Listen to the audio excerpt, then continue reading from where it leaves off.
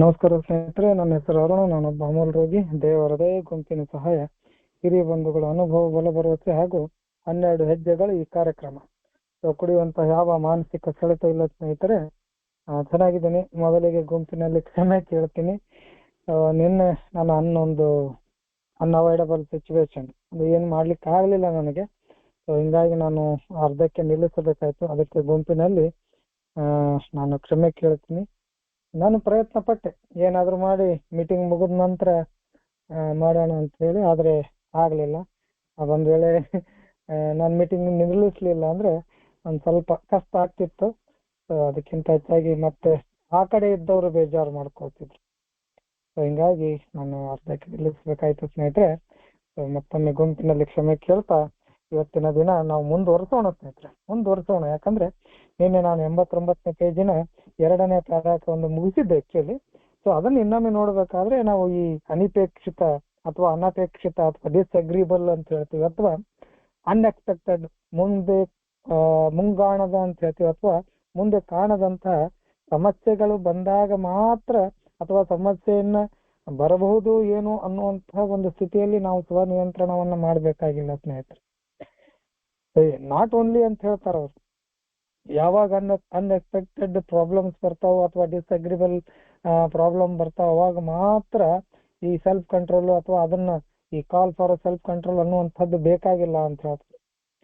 So ನಾವು ಯಾವಾಗ್ಲೂ ಕೂಡ ಒಂದು ಕೇರ್ಫುಲ್ ಆಗಿರಬೇಕು, ಯಾವಾಗ್ಲೂ ಕೂಡ ಒಂದಿಷ್ಟು ಜಾಗರೂಕರಾಗಿರಬೇಕು ಅಂತ ಹೇಳ್ತಾರೆ. ಯಾಕಂದ್ರೆ ವೈಯಕ್ತಿಕ ವಿಜಯಗಳನ್ನ, ಅಂದ್ರೆ ಈ ಕಾರ್ಯಕ್ರಮಕ್ಕೆ ಬಂದ ನಂತರ ಒಂದಿಷ್ಟು ಗೆಲುವುಗಳನ್ನ ನಾವು ಕಾಣ್ತಾ ಹೋಗ್ತೀವಿ. ಅದು ಗೆಲುವುಗಳಂದ್ರೆ ಭೌತಿಕವಾಗಿ ಅಂತಲ್ಲ, ಅಥವಾ ಮತ್ತೊಬ್ಬರ ಮೇಲೆ ಯುದ್ಧ ಮಾಡ್ತೀನಿ ಅಂತಲ್ಲ, ಮತ್ತೊಬ್ಬರು ಕೂಡ ಜಗಳ ಮಾಡಿ ಗೆಲ್ತೀನಿ ಅಂತಲ್ಲ. ವಿಜಯಗಳಂತಂದ್ರೆ ಬದುಕಿನ ಒಂದಿಷ್ಟು ಸನ್ನಿವೇಶಗಳು ನಮ್ಮ ಪರವಾಗಿ ಆಗ್ತಾ ಹೋಗ್ತವೆ. ಬದುಕಿನ ದಿನಗಳು ನಮ್ಮ ಪರವಾಗಿ ಒಂದಿಷ್ಟು ಆಗಕ್ಕೆ ಚಾಲು ಆಗ್ತಾವು. ಜೀವನ ಒಂದಿಷ್ಟು ಸಂತೋಷಗಳನ್ನ ಸ್ಟಾರ್ಟ್ ಮಾಡಕ್ಕಾಗ್ತದೆ. ಹಾಕಿದ ಕೆಲಸಗಳು ಆಗ್ತಾ ಹೋಗ್ತಾವು. ಅನ್ಕೊಂಡಿದ್ದ ವಿಷಯಗಳು ಸಲೀಸಾಗಿ ನಡೆದು ಹೋಗ್ತಾವು. ಅಥವಾ ಒಮ್ಮೊಮ್ಮೆ ನಾವು ನಿರೀಕ್ಷೆ ಮಾಡದೇ ಇರುವಂತ ಒಂದಿಷ್ಟು ಒಳ್ಳೆಯ ಕೆಲಸಗಳು ನಮ್ಮ ಜೀವನದಲ್ಲಿ ಆಗ್ಲಿಕ್ಕೆ ಸ್ಟಾರ್ಟ್ ಮಾಡ್ತಾವು. ಸೊ ಅವಾಗ ನಾವೇನ್ ಮಾಡ್ತೇವೆ ಅಂತಂದ್ರೆ ವೈಯಕ್ತಿಕ ವಿಜಯಗಳನ್ನ ನಾವು ಪ್ರೀತಿಸ್ಲಿಕ್ಕೆ ಸ್ಟಾರ್ಟ್ ಮಾಡ್ತೇವೆ. ಹೌದು, ನನ್ನಿಂದ ಆಗಿದೆ, ನಾನು ಗೆದ್ದೆ, ನಾನು ಮಾಡಿದೆ, ನನ್ನಿಂದ ಆಯ್ತು ಅಂತ ಹೇಳಿ ಅವುಗಳನ್ನ ನಾವು ಪ್ರೀತಿಸ್ಲಿಕ್ಕೆ ಸ್ಟಾರ್ಟ್ ಮಾಡ್ತೇವೆ. ಅಲ್ಲಿ ಹೇಳ್ತಾರ ಅವರು, ನಮ್ಮಂಗ ಪ್ರೀತಿಸಿದವರು ಅಥವಾ ನಮ್ಮ ಗೆಲುವನ್ನ ನಮ್ಮಂಗ ಪ್ರೀತಿಸಿದವರು ಈ ಜಗತ್ನಾಗ ಯಾರು ಇರ್ಲಿಕ್ಕಿಲ್ಲ ಅಂತ ಹೇಳ್ತಾರೆ. ಸೊ ಆ ಗೆಲುವು ನಮ್ಮನ್ನ ಅಮಲಿನಷ್ಟೇ ಆನಂದಿತರನ್ನಾಗಿಸಿತು ಅಂತ ಹೇಳ್ತಾರೆ. ಕೇವಲ ಅಮಲು ಮಾತ್ರ ನಮ್ಮನ್ನ ಆನಂದ ಕೊಡ್ಲಿಲ್ಲ, ಸಂತೋಷ ಕೊಡ್ಲಿಲ್ಲ. ಸೊ ಇಂಥ ವಿಜಯಗಳು ಅಥವಾ ಇಂಥ ಗೆಲುವುಗಳು ಅಥವಾ ನಾವು ಅನ್ಕೊಂಡ ಕೆಲಸಗಳು ಕೂಡ ನಮಗೆ ಬಹಳ ಸಂತೋಷವನ್ನ ಕೊಡ್ತಾವು. ಕೆಲವೊಮ್ಮೆ ಏನಾಗ್ತದೆ, ಇಲ್ಲಿ ಕ್ಷಣಿಕ ಅದೃಷ್ಟವು ನಮಗೆ ಒಲೆದಾಗ, ಈ ಕಾರ್ಯಕ್ರಮಕ್ಕೆ ಬಂದ ನಂತರ ಒಂದಿಷ್ಟು ಯಾವುದು ಅದೃಷ್ಟ ಅಂದ್ರೆ ಮಾರ್ಮಿಕವಾಗಿ ಹೇಳ್ತಾರ ಅವರು. ಅದೃಷ್ಟ ಅಂದ್ರೆ ಅದು ಹೆಂಗ್ ಹೇಳ್ಬೇಕು, ಲಕ್ ಅಂತ ಹೇಳ್ತೀವಿ ನಾವು. ಸೊ ಯಾವ್ದೋ ಒಂದು ಲಕ್ಕು ಅಥವಾ ಯಾವ್ದೋ ಒಂದು ಅದೃಷ್ಟ ಅಥವಾ ನಾವೇ ಅನ್ಕೊಂಡಂತ ಕೆಲಸ ಅಥವಾ ಅನ್ಕೊಳ್ಳಾರ್ದಂತ ಕೆಲಸ ನಮ್ಮ ಫೇವರ್ ಆಗಿ ಆದ್ರೆ ಅವಾಗ ನಾವು ಹೆಚ್ಚಿನ ಗೆಲುವುಗಳನ್ನ ಕಾಣ್ಲಿಕ್ಕೆ ಕನಸು ಕಾಣ್ತೀವಿ. ಇನ್ನಷ್ಟು ಮಾಡ್ಬೇಕನ್ನುವಂತ ಜಾಗಗಳನ್ನ ಅಥವಾ ಇನ್ನಷ್ಟು ಗೆಲ್ಲಬೇಕನ್ನುವಂತ ಕನಸುಗಳನ್ನ ಕಾಣ್ತೀವಿ. ಸೊ ಈ ಕನಸುಗಳನ್ನ ಕಾಳ್ರಿ, ಬೇಡ ಅಂತ ಹೇಳೋದಲ್ಲ ಅವ್ರು. ಆದ್ರೆ ನಾನು ಗೆದ್ದೇ ಗೆಲ್ತೀನಿ ಅನ್ನುವಂಥ ದುರಾಭಿಮಾನ ಭರಿತ ಅಥವಾ ಸ್ವವಿಶ್ವಾಸದಿಂದ, ನಮ್ಮಲ್ಲಿ ಏನ್ ವಿಶ್ವಾಸ ಇರ್ಬೇಕು, ಇಲ್ಲ ನಂಗೆ ಆದ್ರೆ ನಾನೇ ಮಾಡ್ತೀನಿ, ನನ್ನಿಂದನೇ ಆಗ್ತದೆ, ನಾನು ಮಾಡೇ ಮಾಡ್ತೀನಿ ಅನ್ನುವಂಥ ವಿಶ್ವಾಸ, ಇವುಗಳನ್ನ ಸ್ವಲ್ಪ ನಾವು ಜಾಗರೂಕತೆಯಿಂದ ನೋಡ್ಕೋಬೇಕಂತ ಹೇಳ್ತಾರೆ. ನಾವು ಕೂಡ ಇಲ್ಲಿ ಬಂದ ನಂತರ ಕೆಲವೊಂದಿಷ್ಟು ಗೆಲುವುಗಳು ಇರ್ಬೇಕು ಅಥವಾ ಕೆಲವೊಂದಿಷ್ಟು ಒಳ್ಳೆ ವಿಷಯಗಳು ನಮ್ಮ ಜೀವನದಲ್ಲಿ ನಡೆದಾಗ ನಾವು ಕೂಡ ದೊಡ್ಡ ಜನ ಆಗುವಂತ ಅಥವಾ ದೊಡ್ಡವರಾಗುವಂತ ಹವಣಿಕೆಯಲ್ಲಿದ್ದೀವಿ ಅಂತ ಹೇಳ್ತೀವಿ. ಆಟೋಮೆಟಿಕ್ ಬರ್ತದೆ, ಕುಡ್ತಾ ದೂರ ಹೋಗ್ತದೆ, ಸಮಾಜ ಗೌರವ ಕೂಡ ಸ್ಟಾರ್ಟ್ ಮಾಡ್ತದೆ, ಮೈ ಕೈ ಚಲೋ ತಂಗ ತುಂಬಿಕೊಳ್ತದೆ, ಮನೆಯಲ್ಲಿ ಕೂಡ ಒಂದಿಷ್ಟು ಮರ್ಯಾದೆ ಸಿಗಕ್ಕೆ ಸ್ಟಾರ್ಟ್ ಆಗ್ತದೆ, ಸಂತೋಷಗಳು ಬರ್ತಾವು, ಜಗಳಗಳು ಕಡಿಮೆ ಆಗ್ತಾವು, ನಗು ಇರ್ತದೆ, ಸಮಾಜ ಕೂಡ ನಮ್ಮನ್ನ ನೋಡೋ ರೀತಿ ಬೇರೆ ಆಗ್ತದೆ. ನಮಗೂ ಕೂಡ ಒಂದಿಷ್ಟು ಕೆಲಸಗಳನ್ನ ನಾವು ಎಚ್ಚರಗೊಂಡ ನಂತರ ಒಂದಿಷ್ಟು ಮಾಡ್ಲಿಕ್ಕೆ ಸ್ಟಾರ್ಟ್ ಮಾಡ್ತೀವಿ, ಅದರಲ್ಲಿ ಸಕ್ಸಸ್ ಕೂಡ ಕಾಣ್ತೀವಿ. ಸೊ ಇವೆಲ್ಲವೂ ಆದ ನಂತರ ನಮ್ಮ ತಲೆಯಲ್ಲಿ ಏನ್ ಬರ್ತದ ಅಂತಂದ್ರೆ ನಾವು ಕೂಡ ಒಂದಿಷ್ಟು ಬೆಳಿಬೇಕು, ಒಂದಿಷ್ಟು ದೊಡ್ಡವರು ಆಗಬೇಕು ಅನ್ನುವಂತ ಹವಣಿಕೆಯಲ್ಲಿ ಬರ್ತದೆ. ಸೊ ಇದು ಈ ದೊಡ್ಡವರು ಆಗೋದು ಬೇಡ ಅಂತ ಹೇಳೋದಿಲ್ಲ ಅವರು, ನೀವು ಬೆಳೀರಿ, ನಾವು ಬೇಡ ಅನ್ನೋದಿಲ್ಲ. ಆದ್ರೆ ನಮ್ಮ ಬೆಳವಣಿಗೆಯಿಂದ ನಮ್ಮಿಂದ ಯಾರು ದೂರ ಆಗಬಾರ್ದು, ನಮ್ಮಿಂದ ಯಾರು ನೊಂದ್ಕೋಬಾರ್ದು. ನಾವು ಬೆಳೆಯುವ ಬರದಲ್ಲಿ ಮತ್ತೊಬ್ಬರನ್ನ ತುಳಿಬಾರ್ದು, ಮತ್ತೊಬ್ಬರಿಗೆ ನೋವು ಮಾಡಬಾರ್ದು, ಮತ್ತೊಬ್ಬರು ನಮ್ಮಿಂದ ಯಾರು ದೂರ ಆಗಬಾರ್ದು. ನಮ್ಮ ಬೆಳವಣಿಗೆ, ನಮ್ಮ ಗೆಲುವು ಅಥವಾ ನಾವು ದೊಡ್ಡ ಜನ ಆಗುವಷ್ಟು ಎಷ್ಟು ಪ್ರಮುಖದ ಅಷ್ಟೇ ಕೂಡ ನಮ್ಮ ಜೊತೆ ಇರುವವರು ನಮ್ಮಲ್ಲಿರಬೇಕು. ನಮ್ಮಿಂದ ಯಾರಿಗೂ ತೊಂದರೆಯಾಗಿ ನಮ್ಮ ಗೆಲುವು ಬರಬಾರ್ದು, ನಾವು ದೊಡ್ಡವರಾಗಬಾರ್ದು ಅನ್ನುವಂಥದ್ದು ಎಚ್ಚರಿನಲ್ಲಿ ಇಟ್ಕೋಬೇಕು ಅಥವಾ ನೆನಪಿನಲ್ಲಿ ಇಟ್ಕೋಬೇಕು ಅನ್ನುವಂಥ ಮಾತನ್ನ ಅವರಲ್ಲಿ ಹೇಳ್ತಾರೆ. ಆತರ ದೂರನೂ ಆಗ್ತಾರೆ ಕೆಲವೊಮ್ಮೆ. ನಾವು ಆ ತರ ತೋರ್ಸ್ಲಿಕ್ಕೆ ಹೋದ್ರೆ ಅಥವಾ ನಾವು ಆ ರೀತಿ ಮಾಡ್ಲಿಕ್ಕೆ ಹೋದ್ರೆ, ಇಲ್ಲಿ ಬಂದ ನಂತರ ಕುಡ್ತ ನಿಂತ ನಂತರ ಒಂದಿಷ್ಟು ಬೆಳವಣಿಗೆ ಆದ ನಂತರ ನಾವು ನಮ್ಮದೇ ದಿಮಾಕಿನಲ್ಲಿ ಕೇಳ್ತಾರೆ. ಒಂದಿಷ್ಟು ಸಲ ನಮ್ಮ ಹಿರಿ ಬಂಧುಗಳು ಹೇಳ್ತಿದ್ರಿ, ಪಿಂಕ್ ಕ್ಲೌಡ್ ಅಂತ ಹೇಳ್ತಿದ್ರು, ಗುಲಾಬಿ ಮೋಡಗಳು. ಕಾರ್ಯಕ್ರಮಕ್ಕೆ ಬಂದು 6 ತಿಂಗಳಾತು 8 ತಿಂಗಳಾತು ಮೈಕೈ ತುಂಬ್ಕೊಂತು ಆಕಾಶದಲ್ಲಿ ಹಾರಾಡಕ್ ಚಾಲು ಮಾಡಿಬಿಡುತ್ತೆ. ವಾಸ್ತವದಲ್ಲಿ ಇಲ್ಲದೆ ಇರುವಂತಹ ಒಂದು ಲೋಕದಲ್ಲಿ, ನಮ್ಮದೇ ಆದಂತಹ ಒಂದು ಲೋಕದಲ್ಲಿ ತೇಲಾಡಕ್ ಚಾಲು ಮಾಡಿಬಿಡ್ತೇವೆ ನಾವು ಅಂತ ಹೇಳ್ತಿದ್ರು ನನಗೆ ನಮ್ಮ ಹಿರಿ ಬಂಧುಗಳೊಬ್ರು. ಆ ಪಿಂಕ್ ಕ್ಲೌಡ್ ಅಥವಾ ಆ ಗುಲಾಬಿ ಮೋಡಗಳು ಅನ್ನುವಂಥದ್ದು ವಾಸ್ತವದಲ್ಲಿ ಇರುವುದಿಲ್ಲ, ತೇಲಾಡಬೇಡ ಅಂತ ಹೇಳ್ತಾರೆ. ಎಲ್ಲವೂ ಮುಗಿದು ಹೋಯ್ತು, ಎಲ್ಲವೂ ಗೆದ್ದು ಬಿಟ್ಟೆ, ಇನ್ನೇನು ಬದುಕು, ಎಲ್ಲವೂ ಸರಿ ಆಯ್ತು ಅನ್ನುವಂಥ ಮಾತನ್ನ ತಲೆಯಿಂದ ಸ್ವಲ್ಪ ದೂರ ಇಡು ಅಂತ ಹೇಳ್ತಿದ್ರು ನನಗೆ. ಬದುಕು ಈಗಷ್ಟೇ ಸ್ಟಾರ್ಟ್ ಆಗೈತಿ, ದೀರ್ಘವಾದ ಪ್ರಯಾಣ ನಿನ್ನ ಮುಂದದ, ಸ್ವಲ್ಪ ಹುಷಾರಿರು ಅಂತ ಹೇಳ್ತಿದ್ರು ನನಗ. ಅದು ಬಹಳ ಖುಷಿ ಕೊಡ್ತಿತ್ತು ಸ್ನೇಹಿತರೆ.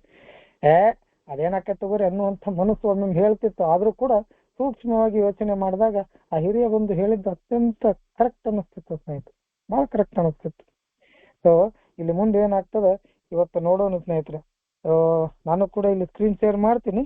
ಸೊ ಪ್ರಶಾಂತ ಧಾಮದ ಸ್ನೇಹಿತರು ಓದ್ತಾರೆ, ಸೊ ದಯವಿಟ್ಟು ಓದಿ ಸರ್. ನಮಸ್ಕಾರ ಬಂಧುಗಳೇ. 12 ಹೆಜ್ಜೆಗಳು ಮತ್ತು 12 ಪಾರಂಪರೆಗಳು. 10ನೇ ಹೆಜ್ಜೆ, ಪುಟ ಸಂಖ್ಯೆ 90, 2ನೇ ಪ್ಯಾರಾಗ್ರಾಫ್. ನಾವು ಯಾರನ್ನು ಪ್ರೀತಿಸುತ್ತೇವೋ ಅವರಿಂದ ನಾವು ಮಿತಿಮೀರಿ ಅಪೇಕ್ಷಿಸುವುದನ್ನು ಬಿಡಲು ಪ್ರಯತ್ನಿಸಬೇಕು. ನಾವು ಎಲ್ಲಿ ಮಮತೆಯನ್ನು ತೋರಲಿಲ್ಲ ಅಲ್ಲಿ ಮಮತೆಯನ್ನು ತೋರಲು ಪ್ರಯತ್ನಿಸಬಹುದು. ನಾವು ದ್ವೇಷಿಸುವವರಲ್ಲಿ ನ್ಯಾಯ ಮತ್ತು ಸಭ್ಯತೆಯನ್ನು ತೋರಿಸುವ ಪ್ರಯತ್ನ ಮಾಡಬಹುದು. ಭಾಷಾ ನಮ್ಮ ಸ್ವಾರ್ಥಕ್ಕೂ ಮಿಗಿಲಾಗಿ ಅವರನ್ನು ಅರ್ಥೈಸಿಕೊಳ್ಳಲು ಹಾಗೂ ಸಹಾಯ ಮಾಡಲು ಪ್ರಯತ್ನಿಸಬಹುದು. ನಾವು ಆ ಮಂದಿಯಲ್ಲಿ ಯಾರಲ್ಲಿ ಆದರೂ ತಪ್ಪೆಸಗಿದಾಗ ತುರ್ತಾಗಿ ನಮ್ಮಷ್ಟಕ್ಕೆ ಮತ್ತು ಸಾಧ್ಯವಿದ್ದಾಗ ಅವರೊಂದಿಗೆ ಒಪ್ಪಿಕೊಳ್ಳಬೇಕು.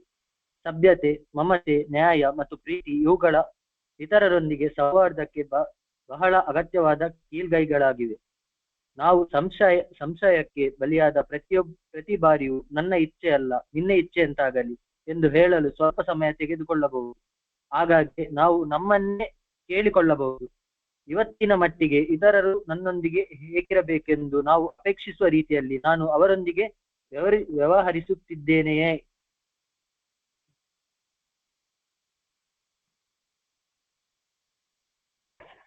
ಓಕೆ, ಒಂದಿಷ್ಟು ಓದಿದ್ದಾರೆ ಅಂತ ಅನ್ಸುತ್ತೆ. ನಿನ್ನೆ 1, 2, 3 ಪ್ಯಾರ ಓದಿದ್ದಾರೆ ಅಂತ ಅನ್ಸುತ್ತೆ. ಸೊ ನಾವು ಯಾರನ್ನು ಪ್ರೀತಿಸುತ್ತೇವೆ ಅಲ್ಲಿಗಿದೆ. ಓಕೆ, ಸೊ ಇಲ್ಲಿ ಕೂಡ ನಾವು ಹಿಂದಿನದನ್ನ ನಿನ್ನೆ ನಮ್ಮ ಹಿರಿಯ ಬಂಧುಗಳು ಯಾರಾದ್ರೂ ಹೇಳಿರ್ಬೇಕು, ಇಲ್ಲಂತಲ್ಲ. ಸೊ ಇವತ್ತು ನಾವೇನಾರ ಸ್ಥಿಮಿತತೆಯಲ್ಲಿ ಇದೀವಿ ಅನ್ನುವಂಥದ್ದು ಏನಾರ ಇತ್ತಪ್ಪ ಅಂದ್ರೆ ಅದಕ್ಕೆ ಏನಾರ ಕಾರಣ ಇತ್ತಂದ್ರೆ ಅದು ದೇವರ ದಯೆಯಿಂದ ಅನ್ನುವಂಥದ್ದು ನಮಗೆ ನೆನಪಿರಬೇಕು. ಇವತ್ತು ನಾವೇನಾರ ಯಾವ್ದಾರ ಒಂದು ವಿಷಯದಲ್ಲಿ ಗೆಲುವು ಸಾಧಿಸಿದ್ರೆ, ಈ ಸ್ಥಿಮಿತತೆ ನಮ್ಮ ಹತ್ರ ಇದ್ರೆ, ಅದರ ಜೊತೆಗೆ ಭೌತಿಕ ಅಥವಾ ಲೌಕಿಕ ಒಂದಿಷ್ಟು ವಿಜಯಗಳು ಅಥವಾ ಒಂದಿಷ್ಟು ಗೆಲುವುಗಳು ನಮ್ಮಲ್ಲಿ ಅದಾವು ಅಂತಂದ್ರೆ ಅದು ನಮಗಿಂತ ಹೆಚ್ಚಾಗಿ ನಮ್ಮ ದೇವರದ್ದು ಅಂತ ಹೇಳಿ ನಾವು ನೆನಪಿನಲ್ಲಿ ಇಟ್ಕೋಬೇಕು. ಅದೆಲ್ಲ ಆದ ನಂತರ ಸಾಕಷ್ಟು ಜನ ನಮ್ಮಿಂದ ಕಿಂಚಿತ್ತಾದ್ರೂ ಗುರ್ತಾಗ್ತದೆ. ನಮ್ಮ ಜೊತೆ ನಾವು ಹೇಗೆ ಒಂದಿಷ್ಟು ಭಾವನಾತ್ಮಕವಾಗಿ ತೊಳಲಾಡ್ತಿದ್ವಿ, ಭಾವನಾತ್ಮಕವಾಗಿ ನಮ್ಮಲ್ಲೂ ಕೂಡ ಹೇಗೆ ಅಸೌಖ್ಯಗಳಿದ್ದು ಅದೇ ರೀತಿ ಜನರು ಕೂಡ ಅಸೌಖ್ಯದಿಂದ ಬಳಲ್ತಾ ಇದ್ದಾರೆ ಅನ್ನುವಂಥದ್ದು ನಮ್ಮ ಗಮನಕ್ಕೆ ಬರ್ತದೆ. ಅದೆಲ್ಲ ಆದ ನಂತರ ಇಲ್ಲಿ ಒಂದು ಪ್ಯಾರಾ ಬರ್ತದೆ. ಆ ಪ್ಯಾರಾ ನಿನ್ನೆ ಹೇಳಿರ್ಬೇಕು.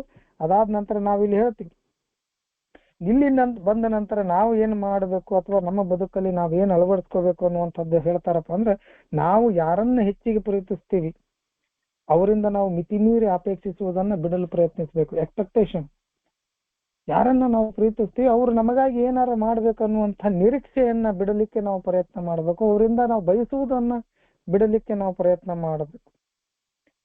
ಕೆಲವೊಮ್ಮೆ ನಾವು ಏನು ಬಯಸ್ತೀವಿ ಅಥವಾ ನಾವು ಯಾರನ್ನ ಪ್ರೀತಿಸ್ತೀವಿ ಅವರಿಂದ ಕೆಲವೊಮ್ಮೆ ವಿರುದ್ಧವಾದ ಒಂದಿಷ್ಟು ನಡವಳಿಕೆಗಳು ಬಂದಾಗ ಬಹಳ ನೋವಾಗ್ತದೆ. ಹಿಂಗಾಗಿ ಅವ್ರು ಏನ್ ಮಾಡ್ತಾರ, ನಮ್ಗೆ ಅದನ್ನೇ ಹೇಳ್ತಾರೆ, ನಾವು ಯಾರನ್ನ ಅಥವಾ ಯಾರನ್ನ ಹೆಚ್ಚಿಗೆ ಪ್ರೀತಿಸ್ತೀವಿ, ಪೂಜಿಸ್ತೀವಿ, ಗೌರವಿಸ್ತೀವಿ, ನಮ್ಮ ಜೊತೆ ಇರಬೇಕು ಅಂತ ಹೇಳಿ ಬಯಸ್ತೀವಿ, ಅವರಿಂದ ನಾವು ನಮ್ಮ ಮಿತಿ ಮೀರಿ ಅಥವಾ ಅವರ ಕೈಲಿ ಸಾಧ್ಯವಾಗದೇ ಇರುವಂತ ಅಪೇಕ್ಷೆಗಳನ್ನ ನಾವು ಬಯಸಬಾರ್ದು. ಅವರು ನಮಗಾಗಿ ಏನೆಲ್ಲ ಮಾಡ್ಬೇಕು ಅನ್ನುವಂಥದ್ದನ್ನ ನಾವು ಬಯಸಬಾರ್ದು. ಅವ್ರ ಇತಿಮಿತಿ ಒಳಗೆ ಅವ್ರು ಎಷ್ಟು ಮಾಡ್ಬೇಕು ಅಷ್ಟು ಮಾಡಿರ್ತಾರೆ. ಆದ್ರೂ ಕೂಡ ಆ ಮಿತಿಯನ್ನ ಮೀರಿ ನಾವು ಅವರಿಂದ ಅಪೇಕ್ಷಿಸುವುದನ್ನ ಅಥವಾ ಆಸೆ ಪಡುವುದನ್ನ ನಾವು ಬಿಡಲು ಪ್ರಯತ್ನ ಮಾಡಬೇಕು ಅಂತ ಹೇಳ್ತಾರೆ. ಎಲ್ಲಿ ನಾವು ಮಮತೆಯನ್ನ ತೋರಲಿಲ್ಲ ಅಲ್ಲಿ ನಾವು ಮಮತೆಯನ್ನ ತೋರಿಸ್ಲಿಕ್ಕೆ ಪ್ರಯತ್ನ ಮಾಡಬೇಕು. ಈಗ ಅದು ಮನೆಯಲ್ಲಿ ಇರ್ತದೆ. ಮಮತೆ ಅನ್ನೋಕೆಯನ್ನು ನಾವು ಒಂದಿಷ್ಟು ಆತ್ಮೀಯ ಗೆಳೆಯರಿಗೆ ತೋರಿಸ್ತೀವಿ, ಮಕ್ಕಳಿಗೆ ತೋರಿಸ್ತೀವಿ, ಹೆಂಡತಿಗೆ ತೋರಿಸ್ತೀವಿ, ತಂದೆ ತಾಯಿಗೆ ತೋರಿಸ್ತೀವಿ, ಸೊ ನಮ್ಮ ರಿಲೇಷನ್ಗಳಲ್ಲಿ ತೋರಿಸ್ತೀವಿ.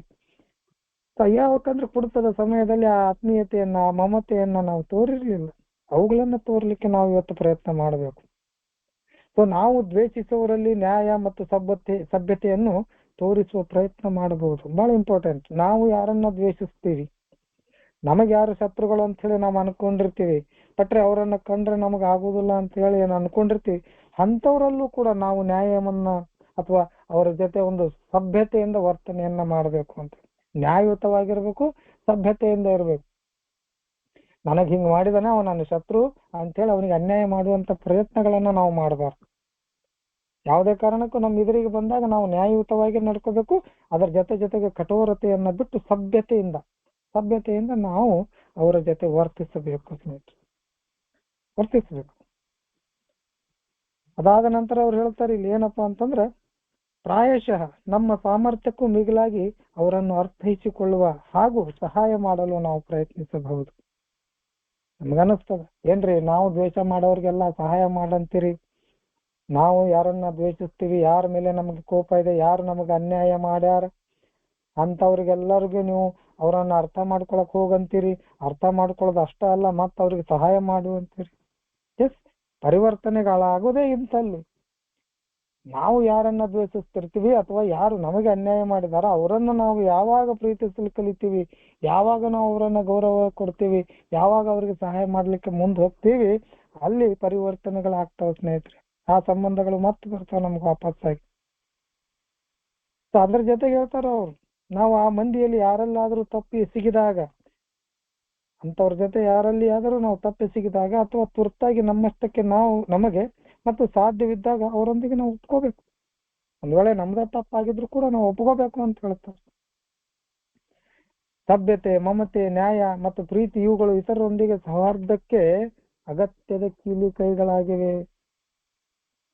100%.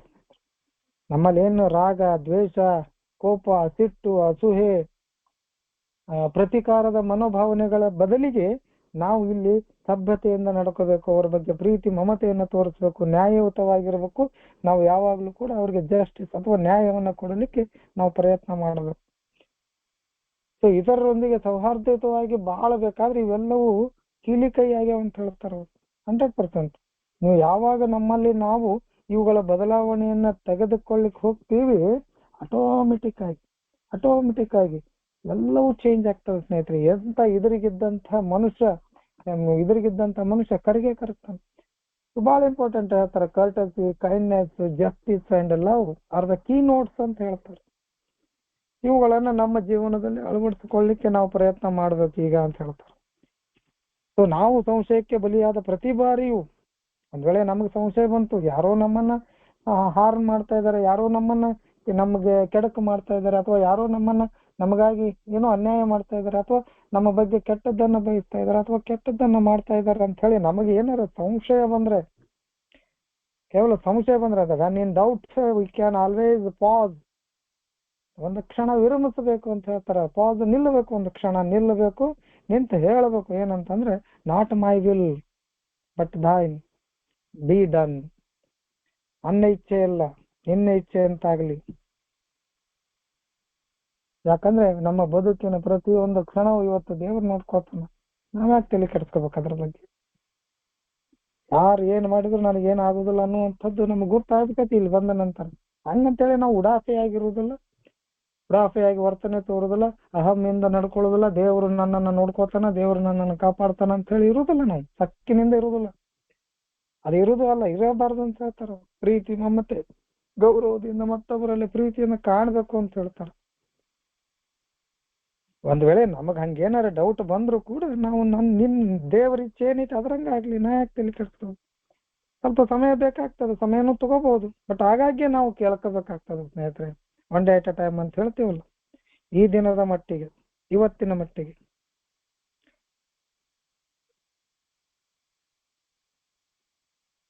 One day at a time ಅಂತ ಹೇಳ್ತೀವಿ, ಇವತ್ತಷ್ಟೇ ವಿಚಾರ ಮಾಡೋದು, ನೋಡೋಣ ನಾಳೆಗೆ ಏನಾಗ್ತದೆ. ಅದರ ಜೊತೆಗೆ ನಾವು ನೋಡ್ಕೋಬೇಕು, ಇತರರು ನನ್ನೊಂದಿಗೆ ಹೇಗಿರಬೇಕೆಂದು ನಾವು ಅಪೇಕ್ಷಿಸುವ ನಾವು ಅವರೊಂದಿಗೆ ಹೇಗೆ ವ್ಯವಹರಿಸ್ತಾ ಇದ್ದೀವಿ ಅನ್ನುವಂಥದ್ದನ್ನು ನಾವು ಕಾಣ್ಕೊಳ್ಳಿಕ್ಕೆ ಪ್ರಯತ್ನ ಮಾಡ್ಬೇಕು. ನಾನು ಬಯಸ್ತೀನಿ ಅವರೆಲ್ಲ ನನ್ಗೂಡ ಚೆನ್ನಾಗಿರ್ಬೇಕು, ನನ್ಗೂಡ ಬೇಯಿಸಿರ್ಬೇಕು, ನನ್ಗೂಡ ಸರಿಯಾಗಿ ನಡ್ಕೋಬೇಕು, ನನಗೆ ಮರ್ಯಾದೆ ಕೊಡಬೇಕು, ಗೌರವ ಕೊಡಬೇಕು, ನನ್ನ ಮಾತು ಕೇಳುವಂತ ಇದು ಇರಬೇಕು, ಅಥವಾ ನನ್ನ ಜೊತೆ ಒಳ್ಳೆ ಒಡನಾಟತನ ಇರಬೇಕು ಅವ್ರದ್ದು ಅಂತ ಹೇಳಿ ನಾನು ಅಪೇಕ್ಷಿಸ್ತೀನಿ, ನಾನು ಆಸೆ ಪಡ್ತೀನಿ.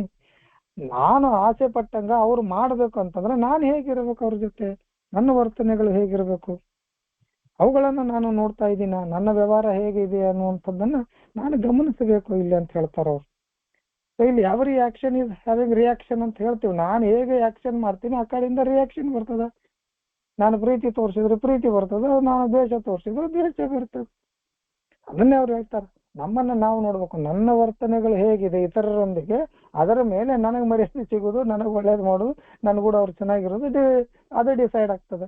ನಾನು ಅವ್ರು ಕೂಡ ಸರಿಯಾಗಿ ವರ್ತನೆ ಮಾಡ್ಲಿಲ್ಲ, ವ್ಯವಹಾರ ಮಾಡ್ಲಿಲ್ಲ ಅಂತಂದ್ರೆ ಅವ್ರು ಹೇಗ್ ಮಾಡ್ತಾರೆ? ಅದನ್ನ ಎಕ್ಸ್ಪೆಕ್ಟ್ ಮಾಡೋದಾದ್ರೆ ಹೇಗೆ? ಅದನ್ನ ಅವ್ರು ಇಲ್ಲಿ ಹೇಳ್ತಾರೆ. ಸೊ ಮುಂದೆ ಏನಾಗ್ತದೆ ಓದಿ ಸರ್ ಪ್ಲೀಸ್.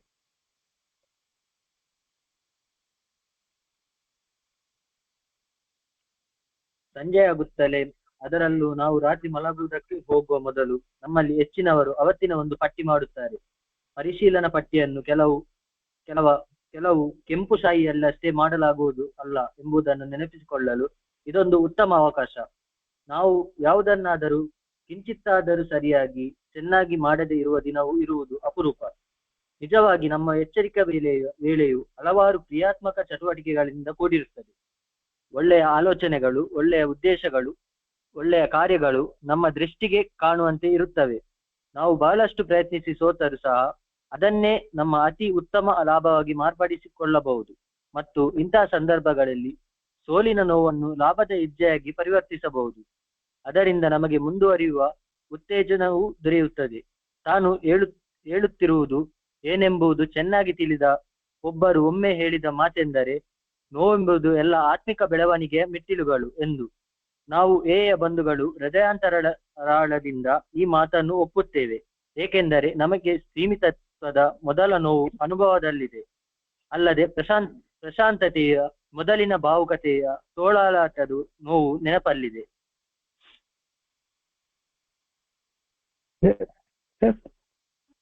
ಯೂಶಲಿ ನಮ್ಮ ಬಂಧುಗಳು ಅಥವಾ ಆಗಿಂದಾಗ ಸಾಕಷ್ಟು ಜನ ಮಾಡ್ಕೋತಾರೆ, ಬಟ್ ಸಂಜೆ ಆಗ್ತಲೆ ಅಥವಾ ರಾತ್ರಿ ಮಲಗೋಕ್ಕಿಂತ ಮುಂಚೆಗೆ ನಾವು ಅವತ್ತಿನ ಪಟ್ಟಿ ಮಾಡ್ತೀವಿ. ಅವತ್ತಿನ ಪಟ್ಟಿ ಮಾಡೋದಂದ್ರೆ ಇನ್ನು ಬೆಳಗಿನಿಂದ ಸಾಯಂಕಾಲ ತನಕ ಅಥವಾ ರಾತ್ರಿ ಈ ಸಮಯ ಏನಾಯ್ತು ಅನ್ನುವ ಒಂದು ವಿಚಾರವನ್ನ ನಾವು ಮಾಡ್ತೀವಿ.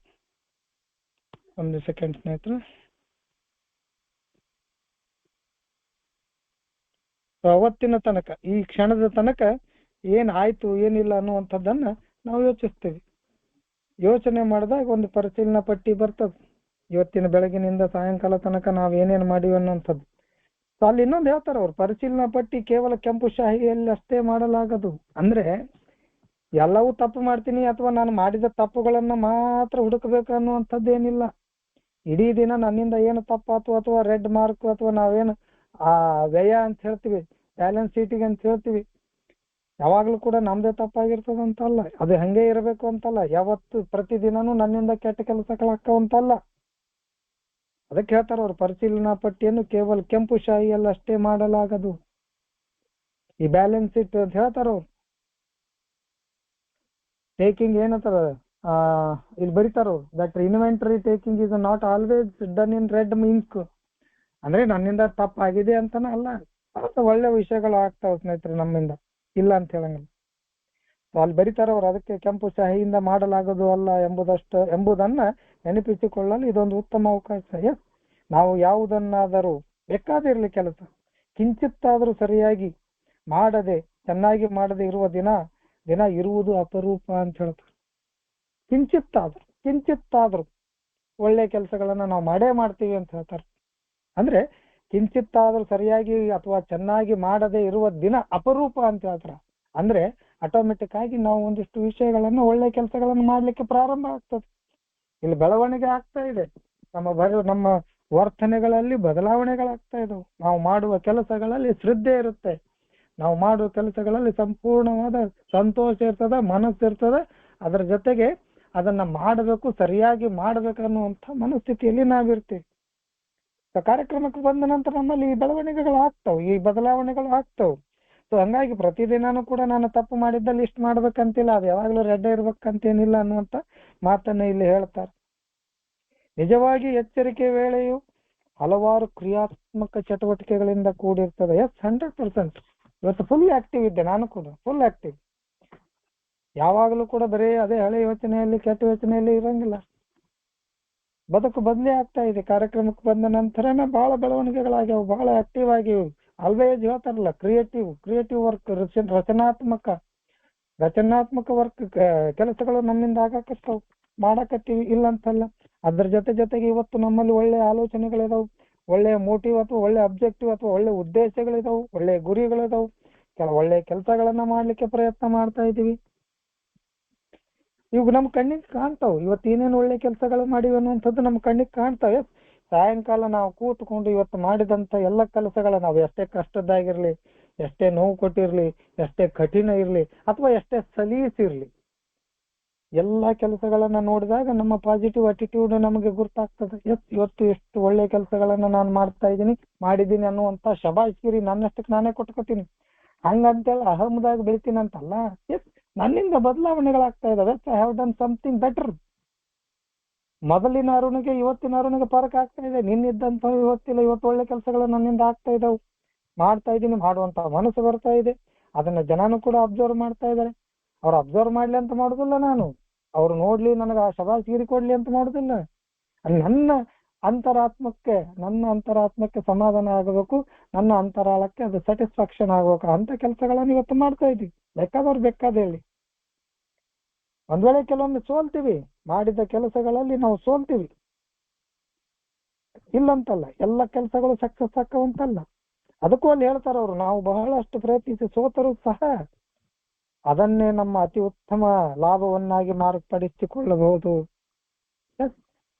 That will become experience. ಅನುಭವ ಆಗ್ತದೆ. ಸೋತ್ರೆ ಏನ್ ತಪ್ಪಿಲ್ಲ, ಕೆಲಸ ಆಗ್ಲಿಲ್ಲ ಅಂದ್ರೆ ಏನ್ ತಪ್ಪಿಲ್ಲ. ಬಟ್ ಮಾಡುವಂತ ಪ್ರಯತ್ನ ಅದು ಬಹಳ ಇಂಪಾರ್ಟೆಂಟ್. ಪ್ರಯತ್ನ ಮಾಡಿ ಕೂಡ ಸೋತ್ರು ಅದರಲ್ಲಿ ಸಂತೋಷ ಇರ್ತದೆ. ಆ ಸಂತೋಷ ಯಾಕೆ ಇರ್ತದೆ ಅಂದ್ರೆ, ನಾನ್ ನೆಕ್ಸ್ಟ್ ಟೈಮ್ ಮಾಡೋ ಮುಂದಾಗಿ ಹಿಂದೆ ಮಾಡಿದ ತಪ್ಪನ್ನು ಮುಂದೆ ಮಾಡೋದಿಲ್ಲ ಅನ್ನುವಂಥದ್ದು ಗುರ್ತಾಕತಿ. ಅದನ್ನ ಅವ್ರು ಹೇಳ್ತಾರೆ, ಇಲ್ಲಿ ಚಂದಂಗ್ ಬರೀತಾರೆ. ಸೋತರು ಸಹ ಅದನ್ನೇ ನಮ್ಮ ಅತಿ ಉತ್ತಮ ಲಾಭವನ್ನಾಗಿ ನಾವು ಮಾರ್ಪಡಿಸಿಕೊಳ್ಳಬಹುದು. 100% ಮಾಡ್ಕೋಬಹುದು. ಸೊ ಇದರಿಂದ ಏನಾಗ್ತದೆ, ನಾವು ಮತ್ತೆ ಪ್ರಯತ್ನ ಮಾಡುವಂತಹ ಒಂದಿಷ್ಟು ಉತ್ತೇಜನ ನಮಗೆ ಸಿಗ್ತದೆ. ಮತ್ತೆ ಮುಂದುವರಿದು ಮತ್ತೆ ಪ್ರಯತ್ನ ಮಾಡೋಣ, ನೋಡೋಣ ಈ ಸಲ ಏನಾಗ್ತದೆ ಇಲ್ಲ ಅನ್ನುವಂಥದ್ದು ಬೆಳಿತಾ ಹೋಗ್ಬೇಕು. ಮಾಡಿದ ಕೆಲಸ ಆಗಲಿಲ್ಲ ಅಂದಗಳೇ ನಾವು ಅಷ್ಟಕ್ಕೆ ನಿಲ್ಸಂಗಿಲ್ಲ, ಇನ್ನೊಂದು ಪ್ರಯತ್ನ ಮಾಡ್ತೀವಿ. ಆ ಪ್ರಯತ್ನ ಮಾಡ್ಲಿಕ್ಕೆ ನಮಗೆ ಮನಸ್ಸು ಬರ್ತದೆ, ಒಂದಿಷ್ಟು ಉತ್ತೇಜನ ಸಿಗ್ತದೆ. ನಿನ್ನೆ ಸ್ವಲ್ಪ ಮಟ್ಟಿಗೆ ಆಗ್ಲಿಲ್ಲ, ಇವತ್ತು ಪ್ರಯತ್ನ ಮಾಡೋಣ, ನೋಡೋಣ ಏನಾಗ್ತದೆ ಅನ್ನುವಂಥದ್ದು ಒಂದು ವಿಚಾರ ನಮ್ಮ ತಲೆಯಲ್ಲಿ ಬರ್ತದೆ. ಅದಕ್ಕೆ ಹೇಳ್ತಾರ ಅವರು, ತಾನು ಹೇಳುತ್ತಿರುವುದು ಏನೆಂಬುದು ಚೆನ್ನಾಗಿ ತಿಳಿದ ಒಬ್ಬರು ಒಮ್ಮೆ ಹೇಳಿದ ಮಾತೆಂದ್ರೆ, ನೋವೆಂಬುದು ಎಲ್ಲ ಆತ್ಮಿಕ ಬೆಳವಣಿಗೆ ಮೆಟ್ಟಿಲುಗಲ್ಲು. ನೋವು ಸುಮ್ಮನೆ ಬರುವುದಿಲ್ಲ ಸ್ನೇಹಿತರೆ. ಸಕ್ಸಸ್ ಅನ್ನೋದು, ಪ್ರೋಗ್ರೆಸ್ ಅನ್ನೋದು, ಡೆವಲಪ್ಮೆಂಟ್ ಅನ್ನೋದು, ಅದರಲ್ಲಿ ಆಧ್ಯಾತ್ಮಿಕ ಬೆಳವಣಿಗೆ ಅಥವಾ ಆಧ್ಯಾತ್ಮಿಕ ಪ್ರೋಗ್ರೆಸ್ ಅಂತ ಏನ್ ಹೇಳ್ತೀವಿ, ಅಥವಾ ಸ್ಪಿರಿಚುವಲ್ ಪ್ರೋಗ್ರೆಸ್ ಅನ್ನುವಂಥದ್ದು ಏನದ, ಅದು ಸುಮ್ಮನೆ ಬರುವಂತ ಮಾತಲ್ಲ. ಅಲ್ಲಿ ಸಾಕಷ್ಟು ನೋವಿದೆ. ಅವ್ರು ಹೇಳ್ತಾರ, ಅಲ್ಲಿ ಬಹಳ ಚಂದ ಹೇಳ್ತಾರೆ, pain was the touchstone of all spiritual progress. Pain was the touchstone of all spiritual progress. ನೋವೆಂಬುದು ಎಲ್ಲ ಆತ್ಮಿಕ ಬೆಳವಣಿಗೆಗಳ ಮೆಟ್ಟಿಲುಗಲ್ಲು ಅಂತ ಹೇಳ್ತಾರೆ. ನಾವು ಬಂಧುಗಳು ಇದನ್ನ ಹೃದಯಾಂತರಾಳದಿಂದ ಹೋಲ್ ಹಾರ್ಟ್ಲಿ ಇದನ್ನ ನಾವು ಒಪ್ಪಿಕೊಳ್ತೀವಿ. ನಮಗ್ ಗೊತ್ತದ ನಮ್ ಬದುಕೇನಿತ್ತು, ಇವತ್ತು ಎಲ್ಲಿದ್ದೀವಿ, ಇವತ್ತೇನ್ ಮಾಡ್ಕೊಳಕತ್ತೀವಿ, ಎಷ್ಟು ಶಭಾಷ್ ಅನ್ನಿಸ್ಕೊಂಡಿವಿ, ಎಷ್ಟು ಜನರಿಗೆ ಇವತ್ತು ನಾವು ಬೇಕಾಗಿವಂತಂದ್ರೆ ನಾನು ಹೇಳೋದು ಆರ್ಟಿಫಿಷಿಯಲ್ ಆಗಿ ಅದನ್ನು ತಿಳ್ಕೊಬೇಡ್ರಿ. ಮತ್ತೆ ಅದು ಅಂತರಾತ್ಮದಿಂದ ಬರ್ಬೇಕು. ಬೇಕಾಗೋದು ಡಾಂಬಾಚಾರಿಕ ಡ್ರಾಮಾ ಮಾಡೋದು, ಒಳಗೊಂದು ಹೊರಗೊಂದು ಮುಖವಾಡ, ಬಿಹೇವಿಯರ್ ಬೇರೆ, ಒಳಗಿರೋದು ಬೇರೆ, ಹೊರಗೆ ಬಿಹೇವಿಯರ್ ಮಾಡೋದು ಬೇರೆ, ಅದೆಲ್ಲ ಇಲ್ಲ. ಏನೇ ಇದ್ರು ಅದು ಹೃದಯಾಂತರದಿಂದ ಬರ್ಬೇಕು. ಮಾಡುವ ಮನಸ್ಸಿದ್ರೆ ನಾಟಕೀಯವಾಗಿರ್ಬಾರ್ದು, ಯಾರನ್ನು ಮೆಚ್ಚಿಸೋಕು ಇರಬಾರ್ದು, ಯಾರ ಸಲುವಾಗಿ ಮಾಡ್ತಾ ಇನ್ನೇನೋ ಅಂತ ಇರಬಾರ್ದು, ಯಾರಿಗೂ ಹೊರೆ ಅಂತ ಇರಬಾರ್ದು, ಅಥವಾ ನನಗೆ ಅದು ಹೊರೆ ಅಂತ ಇಲ್ಲ. ಏನು ಮಾಡಿದ್ರು ನಿನ್ನ ಹೃದಯ ಅಂತರಾಳದಿಂದ ಒಳ್ಳೆ ಮನಸ್ಸಿನಿಂದ ಮಾಡು ಅಂತ ಹೇಳ್ತಾರೆ. ಅದಕ್ಕೆ ಹೇಳ್ತಾರ ಅವ್ರು ಏನಪ್ಪಾ ಅಂದ್ರೆ, ನಮಗೆ ಸ್ಥಿಮಿತತ್ವದ ಮೊದಲ ನೋವು ಅನುಭವದಲ್ಲಿದೆ. ನಮ್ಮ ಅನುಭವ ಸಾಕಷ್ಟು ನಮಗೆ ಕಲಿಸಿಕೊಟ್ಟದ. ಈ ಸ್ಥಿಮಿತತೆ ಬರಬೇಕಾದ್ರೆ ಸುಮ್ಮನೆ ಬಂದಿಲ್ಲ, ಸಾಕಷ್ಟು ಅನುಭವ ನಮ್ಮಲ್ಲಿದೆ. ಏನೇನಾಗಿ ಇಲ್ಲಿ ಬಂದು ಕೂತೀವಿ ಅನ್ನುವಂಥದ್ದು ನಮ್ಗೆ ಗೊತ್ತು. Pains of drinking had to come before sobriety. We know, ಅದನ್ನ ನಮ್ಗೆ ಗೊತ್ತು. We know that the pains of drinking, ಕುಡಿಯುವಂತಹ ನೋವು ನಮ್ಗೆ ಗೊತ್ತದ. ಈ ಸೋಬ್ರೈಟಿ ಬರೋಕ್ಕಿಂತ ಮೊದಲೇ, ಈ ಸ್ಥಿಮಿತತೆ ಬರೋಕ್ಕಿಂತ ಮೊದಲಿಗೆ ಆ ನೋವು ಏನಂಬುದು ನಮ್ಗೆಲ್ಲರಿಗೂ ಗೊತ್ತದ. ಅದರ ಜೊತೆಗೇನು ಗುರುತು ನಮ್ಗೆ ಎಮೋಷನಲ್ ಟರ್ಮಾಯಿಲ್ ಬಿಫೋರ್ ಸೆರೆನಿಟಿ. ಪ್ರಶಾಂತತೆ ಬರೋಕ್ಕಿಂತ ಮೊದಲಿಗೆ ನಮ್ಮಲ್ಲಿ ಎಷ್ಟು ಭಾವನೆಗಳಲ್ಲಿ ತೊಳಲಾಟ ಇತ್ತು, ನಮ್ಮ ಭಾವುಕತೆ ಅನ್ನುವಂಥದ್ದು ಎಷ್ಟು ಏರುಪೇರಾಗಿತ್ತು, ಎಷ್ಟು ಒದ್ದಾಡ್ತಾ ಇದ್ದೀವಿ ನಾವು ಮಾನಸಿಕವಾಗಿ ಅನ್ನುವಂಥದ್ದು ಆ ನೋವು ನಮ್ಮ ನೆನಪಿನಲ್ಲಿ ಇವತ್ತಿಗೂ ಇದೆ ಸ್ನೇಹಿತರೆ. ಅದೇ ನೋವು ನಮ್ಮ ಅನುಭವದ ಮೂಲಕ ಹೊರಗೆ ಬರ್ತದೆ. ಎಷ್ಟೊಂದು ತೊಳಲಾಟಗಳಿದ್ದು, ಎಷ್ಟೊಂದು ನೋವುಗಳಿದ್ದು, ಎಷ್ಟೊಂದು ಕಷ್ಟಗಳನ್ನ ಪಟ್ಟಿವಿ. ಯಾವ ತಾವು ಬಂದಿದ್ದಲ್ಲ, ನಾವು ಮಾಡ್ಕೊಂಡಿದ್ದು ಅನ್ನುವಂಥದ್ದು ನಮಗೆ ಗುರ್ತಾಗೈತಿ. ಈಗ ನಾವು ಮಾಡ್ಕೊಂಡಿದ್ದು ಅಥವಾ ಅದ್ರ ಜೊತೆಗೆ ಕೆಲವೊಂದಿಷ್ಟು ಸಂದರ್ಭಗಳು ಕೂಡ ಸೇರ್ಕೊಂಡು, ಇಲ್ಲ ಅಂತಲ್ಲ, ಅವು ಬರೀ ಕಾರಣ ಆಗಿರ್ಬೋದು. ಕೆಲವೊಂದಿಷ್ಟು ಬರೀ ಏನಂತ ಹೇಳ್ತೀವಿ ನಾವು ಚಿಹ್ನೆಗಳಾಗಿರ್ಬೋದು, ಅಥವಾ ಒಂದಿಷ್ಟು ಅವು ಕೂಡ ಸಪೋರ್ಟ್ ಮಾಡಿರ್ಬೋದು, ಇಲ್ಲ ಅಂತಲ್ಲ. ಆದ್ರೆ ಮೂಲ ಕಾರಣ ನಮಗ್ ಗೊತ್ತು. ನಮ್ಮ ಅಮೂಲತನ ನಮ್ಮನ್ನು ಯಾವ ರೀತಿ ಕಷ್ಟಕ್ಕೆ ದೂಡಿದೆ ಅನ್ನುವಂಥದ್ದು ಎಲ್ಲವೂ ನೆನಪಿದೆ ನಮಗೆ. ಈ ಭಾವನೆಗಳ ತೊಳಲಾಟ ಅಂತ ಎಷ್ಟು ಚಂದ ಬರೀತಾರಲ್ಲ, ಎಮೋಷನಲ್ ಟರ್ಮಾಯಿಲ್ ಬಿಫೋರ್ ಸೆರೆನಿಟಿ. ಸುಮ್ನೆ ಬಂದಿಲ್ಲ ಈ ಪ್ರಶಾಂತತೆ. ಇದರ ಹಿಂದೆ ಸಾಕಷ್ಟು ಅನುಭವಿಸಿವಿ ಸ್ನೇಹಿತರು, ಸಾಕಷ್ಟು ಅನುಭವಿಸಿ ಇಲ್ಲಿ ಬಂದು ಕೂತು ಎಲ್ಲವೂ ಮುಗೀತು ಈಗ ಅನ್ನುವಂತ ಪರಿಸ್ಥಿತಿಯಲ್ಲಿ ಇದ್ದೀವಿ ನಾವು. ಇವತ್ತು ಬದುಕು ಆರಾಮಾಗಿ ಹೊಂಟೈತೆ ಅಂತ ಯೋಚನೆ ಮಾಡ್ತಾ ಇದ್ದೀವಿ. ಆದ್ರೆ ಅದ್ರ ಜೊತೆಗೆ ಹಿಂದಿನ ನೋವುಗಳು ಎಲ್ಲವೂ ನಮ್ಗೆ ಗುರ್ತದ ಸ್ನೇಹಿತರು. ಮುಂದೆ ಹೇಳ್ತಾರ ಅವ್ರು ಏನಂತ, ಓದಿ ಸರ್ ಪ್ಲೀಸ್. ನಾವು ನಮ್ಮ ಪಟ್ಟಿಯ ಋಣಾತ್ಮಕ ವಿಭಾಗವನ್ನು ನೋಡುವಾಗ, ಅದರಲ್ಲೂ ತಪ್ಪೆಂದು ಕಾಣುವ ನಮ್ಮ ಕೃತ್ಯಗಳನ್ನು ವೀಕ್ಷಿಸುವಾಗ ಅವುಗಳ ಹಿಂದಿನ ನಮ್ಮ ಉದ್ದೇಶಗಳನ್ನು ಚೆನ್ನಾಗಿ ಪರಿಶೀಲಿಸಬೇಕು. ಹೆಚ್ಚಿನ ಸಂದರ್ಭಗಳಲ್ಲಿ ನಮ್ಮ ಉದ್ದೇಶಗಳನ್ನು ಕಂಡುಕೊಳ್ಳಲು ಕಷ್ಟವಾದವುಗಳಲ್ಲ. ನಾವು ದುರಾಭಿಮಾನ್ಯದಿಂದ ಇದ್ದಾಗ, ಕೋಪಗೊಂಡಾಗ, ಮತ್ಸರಗೊಂಡಾಗ, ಆತುರಗೊಂಡಾಗ, ಹೆದರಿದಾಗ ನಾವು ಅದೇ ಒಂದು ರೀತಿಯಲ್ಲಿ ನಡೆದುಕೊಂಡೆವು ಅಷ್ಟೇ. ಇಲ್ಲಿ ನಾವು ಕೆಟ್ಟ ರೀತಿಯಲ್ಲಿ ವರ್ತಿಸಿದ್ದುದನ್ನು ಕಂಡುಕೊಳ್ಳುವುದರೊಂದಿಗೆ ನಾವು ಹೇಗೆ ಚೆನ್ನಾಗಿ ನಡೆದುಕೊಳ್ಳಬಹುದಿತ್ತು ಎಂಬುದನ್ನು ಕಂಡುಕೊಂಡು ಮುಂದಿನ ದಿವಸದಲ್ಲಿ ಹಿಂದಿನ ದಿವಸದ ಪಾಠಗಳನ್ನು ಚೆನ್ನಾಗಿ ಉಪಯೋಗಿಸಿಕೊಳ್ಳುವ ಸಾಮರ್ಥ್ಯವನ್ನು ದೇವರಿಂದ ಬೇಡಿಕೊಂಡು ನಾವು ಮರೆತಿರಬಹುದಾದ ತಿದ್ದುಪಡಿ ಮಾಡಿಕೊಳ್ಳಬೇಕು.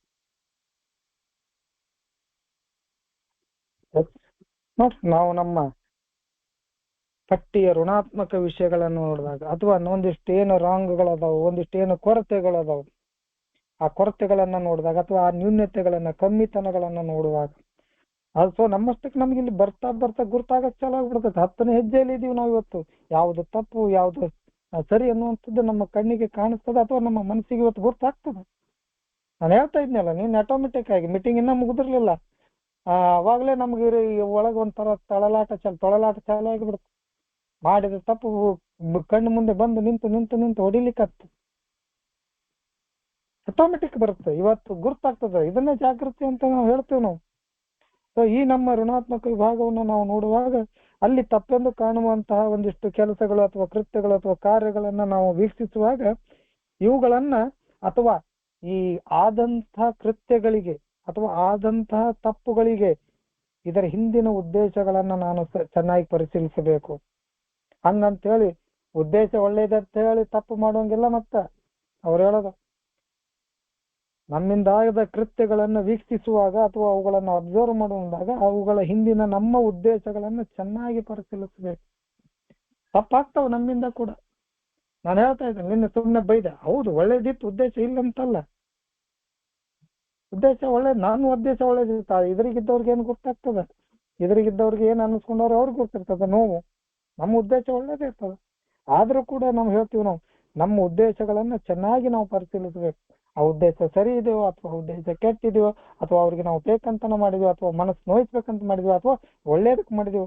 ಒಳ್ಳೇದಕ್ಕೆ ಮಾಡಿದ್ರು ಕೂಡ ನಾನು ಕರೆಕ್ಟ್ ಅಲ್ಲ, ನಾನು ಯಾರು ಅವರನ್ನ ತಿದ್ದಲಿಕ್ಕೆ ಅನ್ನುವಂಥದ್ದು ಕೂಡ ಇರಬೇಕು. ಅದಕ್ಕೆ ಹೇಳ್ತಾರೆ, ಹೆಚ್ಚಿನ ಸಂದರ್ಭಗಳಲ್ಲಿ ನಮ್ಮ ಉದ್ದೇಶಗಳನ್ನ ಕಂಡುಕೊಳ್ಳಲು ಕಷ್ಟವಾದವುಗಳಲ್ಲ. ನಮ್ಗೆ ಗುರ್ತಾಗ್ಬಿಡ್ತೈತಿ ಈಗ ಆಟೋಮೆಟಿಕ್ ಆಗಿ. ಏನ್ ಕಷ್ಟ ಆಗೋದಿಲ್ಲ, ಈಗ ಏನು ಡಿಫಿಕಲ್ಟಿ ಬರುದಿಲ್ಲ. ನಮ್ಮ ಉದ್ದೇಶ ಏನಿತ್ತು, ನಾನು ಯಾಕೆ ಹೀಗೆ ಮಾಡಿದೆ ಅನ್ನುವಂಥದ್ದು ಗುರ್ತಾಗ್ಬಿಡ್ತದೆ, ಏನೇ ತಪ್ಪು ಮಾಡಿದ್ರು ಕೂಡ. ಅಲ್ಲಿ ಹೇಳ್ತಾರೆ, ನಾವು ದುರಾಭಿಮಾನದಿಂದಾಗ, ಅಭಿಮಾನದಿಂದಾಗ ಅಲ್ಲ, ದುರಾಭಿಮಾನದಿಂದ ಇದ್ದಾಗ, ನಾವು ಕೋಪಗೊಂಡಾಗ ಅಥವಾ ಸಿಟ್ಟುಗೊಂಡಾಗ, ನಾವು ಇನ್ನೊಬ್ಬರ ಮೇಲೆ ಮತ್ಸರಗೊಂಡಾಗ, ಅಥವಾ ನಾವು ಆತುರರಾಗಿ ಕೆಲಸ ಮಾಡ್ಬೇಕತ್ತ, ಅಥವಾ ಆತುರತೆ ತೋರಿಸಿದಾಗ, ಅಥವಾ ಆತುರಗೊಂಡಾಗ, ಅಥವಾ ನಮ್ಮಲ್ಲಿ ಭಯ ಮೂಡಿದಾಗ ಅಥವಾ ಹೆದರಿದಾಗ ನಾವು ಅದೇ ಒಂದು ರೀತಿಯಲ್ಲಿ ನಡೆದುಕೊಂಡು ಅಷ್ಟೇ. ಇಲ್ಲಿ ನಾವು ಕೆಟ್ಟ ರೀತಿಯಲ್ಲಿ ವರ್ತಿಸುವುದನ್ನು ಕಂಡುಕೊಳ್ಳುವುದರೊಂದಿಗೆ ನಾವು ಹೇಗೆ ವರ್ತನೆ ಮಾಡಿದ್ವಿ, ನಮ್ಮಲ್ಲಿ ಏನದು ಎಲ್ಲ ಮಗ್ಲದಾವಲ್ಲ, ಇವು ಆತುರತೆ, ಮತ್ಸರ, ಕೋಪ, ಹೆದರಿಕೆ, ಇವೇನದಾವಲ್ಲ ಇವೆಲ್ಲ ನಮ್ಮ ಜೊತೆಗೆ ಇರ್ತಾವ. ಇವೆಲ್ಲ ಸಪೋರ್ಟಿಂಗ್ ಫ್ಯಾಕ್ಟರ್ಗಳು ಇರ್ತಾವ. ಈ ಎಲ್ಲಾ ಸಪೋರ್ಟಿಂಗ್ ಫ್ಯಾಕ್ಟರ್ ಅನ್ನೋಕ್ಕಿಂತ ಹೆಚ್ಚಾಗಿ ನಮ್ಮನ್ನ ಇಕ್ಕಟ್ಟಿಗೆ ಸಿಗಿಸುವಂತ ಫ್ಯಾಕ್ಟರ್ಗಳೇ ಇವು. ಯಾವ ಕೂಡ ನಮ್ಮನ್ನ ಸುಮ್ಮನೆ ಬಿಟ್ಟಿಲ್ಲ. ಈ ಆತುರತೆ, ಭಯ, ಹೆದರಿಕೆ, ಮತ್ಸರ, ಕೋಪ ಏನಂತೀವಲ್ಲ, ಇವೆಲ್ಲ ಹೊಣ, ಜಂಬ, ದುರಾಭಿಮಾನ, ಇವು ಯಾವ ಕೂಡ ನಮ್ಮನ್ನ ಒಳ್ಳೆ ಕೆಲಸಕ್ಕೆ ಯಾವತ್ತು ದೂಡುವುದಿಲ್ಲ, ಒಳ್ಳೆತನ ಯಾವತ್ತು ಮಾಡುವುದಿಲ್ಲ. ಸೊ ಇಂಥ ಫ್ಯಾಕ್ಟರಿಗಳೆಲ್ಲ ಇದ್ದಾಗ, ಇವೆಲ್ಲವೂ ನಮ್ಮ ಜೊತೆ ಇದ್ದಾಗ ನನ್ನ ವರ್ತನೆ ಹೇಗೆ ಇದ್ಬೇಕು ಅಥವಾ ನನ್ನ ವರ್ತನೆ ಹೇಗೆ ಇರಬೇಕಾಗಿತ್ತು ಅನ್ನುವಂಥದ್ದನ್ನ ನಾವು ನೋಡ್ಕೊಳ್ಬೇಕು. ಇನ್ನೂ ನಾವು ಚೆನ್ನಾಗಿ ನಡ್ಕೊಳ್ಬಹುದಿತ್ತು ಅನ್ನುವಂಥದ್ದನ್ನ ನಾವು ಕಾಣ್ಕೊಳ್ತೀವಿ. 100%. ಇಷ್ಟೆಲ್ಲ ಇದ್ರೂ ಕೂಡ ನಾನು ಸರಿಯಾಗಿ ಇನ್ನೊಂದಿಷ್ಟು ಸೂಕ್ಷ್ಮವಾಗಿ ಅಥವಾ ಒಂದಿಷ್ಟು ಏನಂತೀವಿ ಅದಕ್ಕೆ, ನಮ್ಮ ಕನ್ನಡದಾಗ ಹೇಳ್ತಾರೆ ಸಂಭಾವಿತರಾಗಿ, ಅಥವಾ ಒಂದು ಕನ್ನಡ ವರ್ಡ್ ಕೆಲವೊಮ್ಮೆ ಬರುದಿಲ್ಲ, ಕೆಲವೊಮ್ಮೆ ಬಹಳ ಸೂಕ್ಷ್ಮವಾಗಿ ವರ್ತನೆ ಮಾಡಬಹುದಿತ್ತು, ಇನ್ನಷ್ಟು ಅವರನ್ನ ಒಂದು ಪ್ರೀತಿಯಿಂದ ನೋಡಬಹುದಿತ್ತು ಅನ್ನುವಂಥ ವಿಷಯಗಳು ಬರ್ತಾವ ಸ್ನೇಹಿತರೆ. ಸೊ ಅದನ್ನ ಮುಂದೆ ಕಂಟಿನ್ಯೂ ಮಾಡೋಣ. ಓಕೆ, ಇವತ್ತು ತಪ್ಪಾಗಿದೆ, ನಾಳೆ ಇದನ್ನ ಆಗುವಾಗಿಲ್ಲ. ಮುಂದಿನ ದಿವಸದಲ್ಲಿ ಹಿಂದಿನ ದಿವಸದ ಪಾಠಗಳನ್ನ ನಾವು ಚೆನ್ನಾಗಿ ಅರ್ಥ ಮಾಡಿಕೊಂಡು ಅವುಗಳನ್ನ ಉಪಯೋಗಿಸ್ಕೊಳ್ಳುವಂತ ಸಾಮರ್ಥ್ಯವನ್ನ ತಗೋಬೇಕು. ನಿನ್ನೆ ಆದಂತ ತಪ್ಪುಗಳಿಂದಾಗಿ ಕಲಿತ ಪಾಠಗಳನ್ನು ನಮ್ಮ ಜೀವನದಲ್ಲಿ ಅಳವಡಿಸ್ಕೋಬೇಕು. ನಿನ್ನೆ ಆಗಿದೆ, ಇವತ್ತು ರಿಪೀಟ್ ಮಾಡೋಂಗಿಲ್ಲ. ಎಸ್, ಅದು ಪಾಠ ಆಗ್ಬೇಕು. ಅದು ಹೆಂಗ್ ಬರ್ತದ, ಈ ಸಾಮರ್ಥ್ಯ ಹೆಂಗ್ ಬರ್ತದ, ನಿನ್ನೆ ಮಾಡಿದಂತ ತಪ್ಪನ್ನ ಮತ್ತೆ ಪುನರಾವರ್ತನೆ ಆಗದೆ ಇರುವಾಗ ಹೇಗೆ ಬರ್ತದ ಅಂತಂದ್ರೆ ನಾವು ದೇವರಿಂದ ಬೇಡ್ಕೋತೀವಿ, ದೇವರಲ್ಲಿ ಕೇಳ್ಕೊತೀವಿ, ನನ್ನಿಂದ ಈ ತರ ತಪ್ಪುಗಳನ್ನ ಮಾಡಿಸ್ಬೇಡ ತಂದೆ, ಮತ್ತೊಮ್ಮೆ ರಿಪೀಟ್ ಮಾಡಿಸ್ಬೇಡ, ಇದನ್ನ ಪುನರಾವರ್ತನೆ ಮಾಡಿಸ್ಬೇಡ ನನ್ನಿಂದ ಅಂತ ಹೇಳಿ ದೇವರ ಹತ್ರ ಬೇಡ್ಕೊಂತೀವಿ. ಅದ್ರ ಜೊತೆಗೆ ಒಂದ್ ವೇಳೆ ನಾವು ಏನಾರ ಮರ್ತಿದ್ವಿ ಅಂದ್ರೂ ಕೂಡ ಅವುಗಳನ್ನು ಕೂಡ ನಾವು ತಿದ್ದುಪಡಿ ಮಾಡ್ಕೋಬೇಕು ಅಂತ ಹೇಳ್ತಾರೆ ಸ್ನೇಹಿತರೆ. ಏನಾದ್ರೂ ಮರ್ತಿದ್ರು ಗಾಡ್ಸ್ ಹೆಲ್ಪ್ ಅಂತ ಹೇಳ್ತಾರೆ ಅವ್ರು. Resolve with God's help to carry those lessons over into tomorrow, making of course any amends still neglected. ದೇವರ ಸಹಾಯದಿಂದ ಇವತ್ತಾದಂತ ತಪ್ಪುಗಳು ಮತ್ತೆ ಪುನರಾವರ್ತನೆ ಆಗಬಾರದು ಅನ್ನುವಂಥ ಮಾತನ್ನ ನಾವು ದೇವರಲ್ಲಿ ಕೇಳ್ಕೊಬೇಕಾಗ್ತದೆ ಸ್ನೇಹಿತರೆ. ಕೇಳ್ಕೊಂಡಾಗ 100% ಅವನು ತೆಗಿತಾನ, ತೆಗಿಯಂಗಿಲ್ಲ ಅಂತಲ್ಲ. ದೇವರು ನಮಗೆ ಒಳ್ಳೆ ಬುದ್ಧಿಗಳನ್ನು ಕೊಡ್ತಾನೆ, ಒಳ್ಳೆ ಎಚ್ಚರಿಕೆಯನ್ನು ಕೊಡ್ತಾನೆ. ತಪ್ಪು ಮಾಡುವುದಕ್ಕಿಂತ ಮೊದಲಿಗೆ ಈಗೀಗ ಯಾಕಂದ್ರೆ ಪಟ್ನ ಲೈಟ್ ಹೊಡಿತೈತಿ ಅಂತೇಳಿ ಏನಾರು ಮಾತನಾಡ್ಬೇಕಾದ್ರೆ ಏನಾರು ತಪ್ಪು ಹೆಜ್ಜೆ ಇಡಬೇಕಂದ್ರೂ ಕೂಡ ನೀನ್ ಮಾಡ್ತಾ ಇರೋ ತಪ್ಪು ಅನ್ನುವಂತ ಲೈಟ್ ಹೊಡಿತದೆ.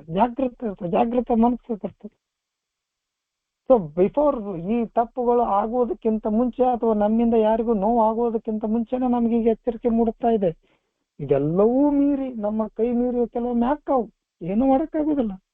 ಆದ್ರೆ ಏನೂ ಮಾಡಕ್ಕಾಗುದಿಲ್ಲ ಅನ್ನೋದಕ್ಕಿಂತ ಹೆಚ್ಚಾಗಿ ನಾಳೆ ಅವುಗಳನ್ನು ಪುನರಾವರ್ತನೆ ಮಾಡದ ಹಾಗೆ ದೇವರಲ್ಲಿ ಬೇಡ್ಕೋಬೇಕು ಅಂತ ಹೇಳ್ತಾರೆ. ದೇವರ ಹತ್ರ ಬೇಡ್ಕೋಬೇಕು, ಹತ್ರ ಬೇಡ್ಕೊಂಡು ಅವುಗಳನ್ನ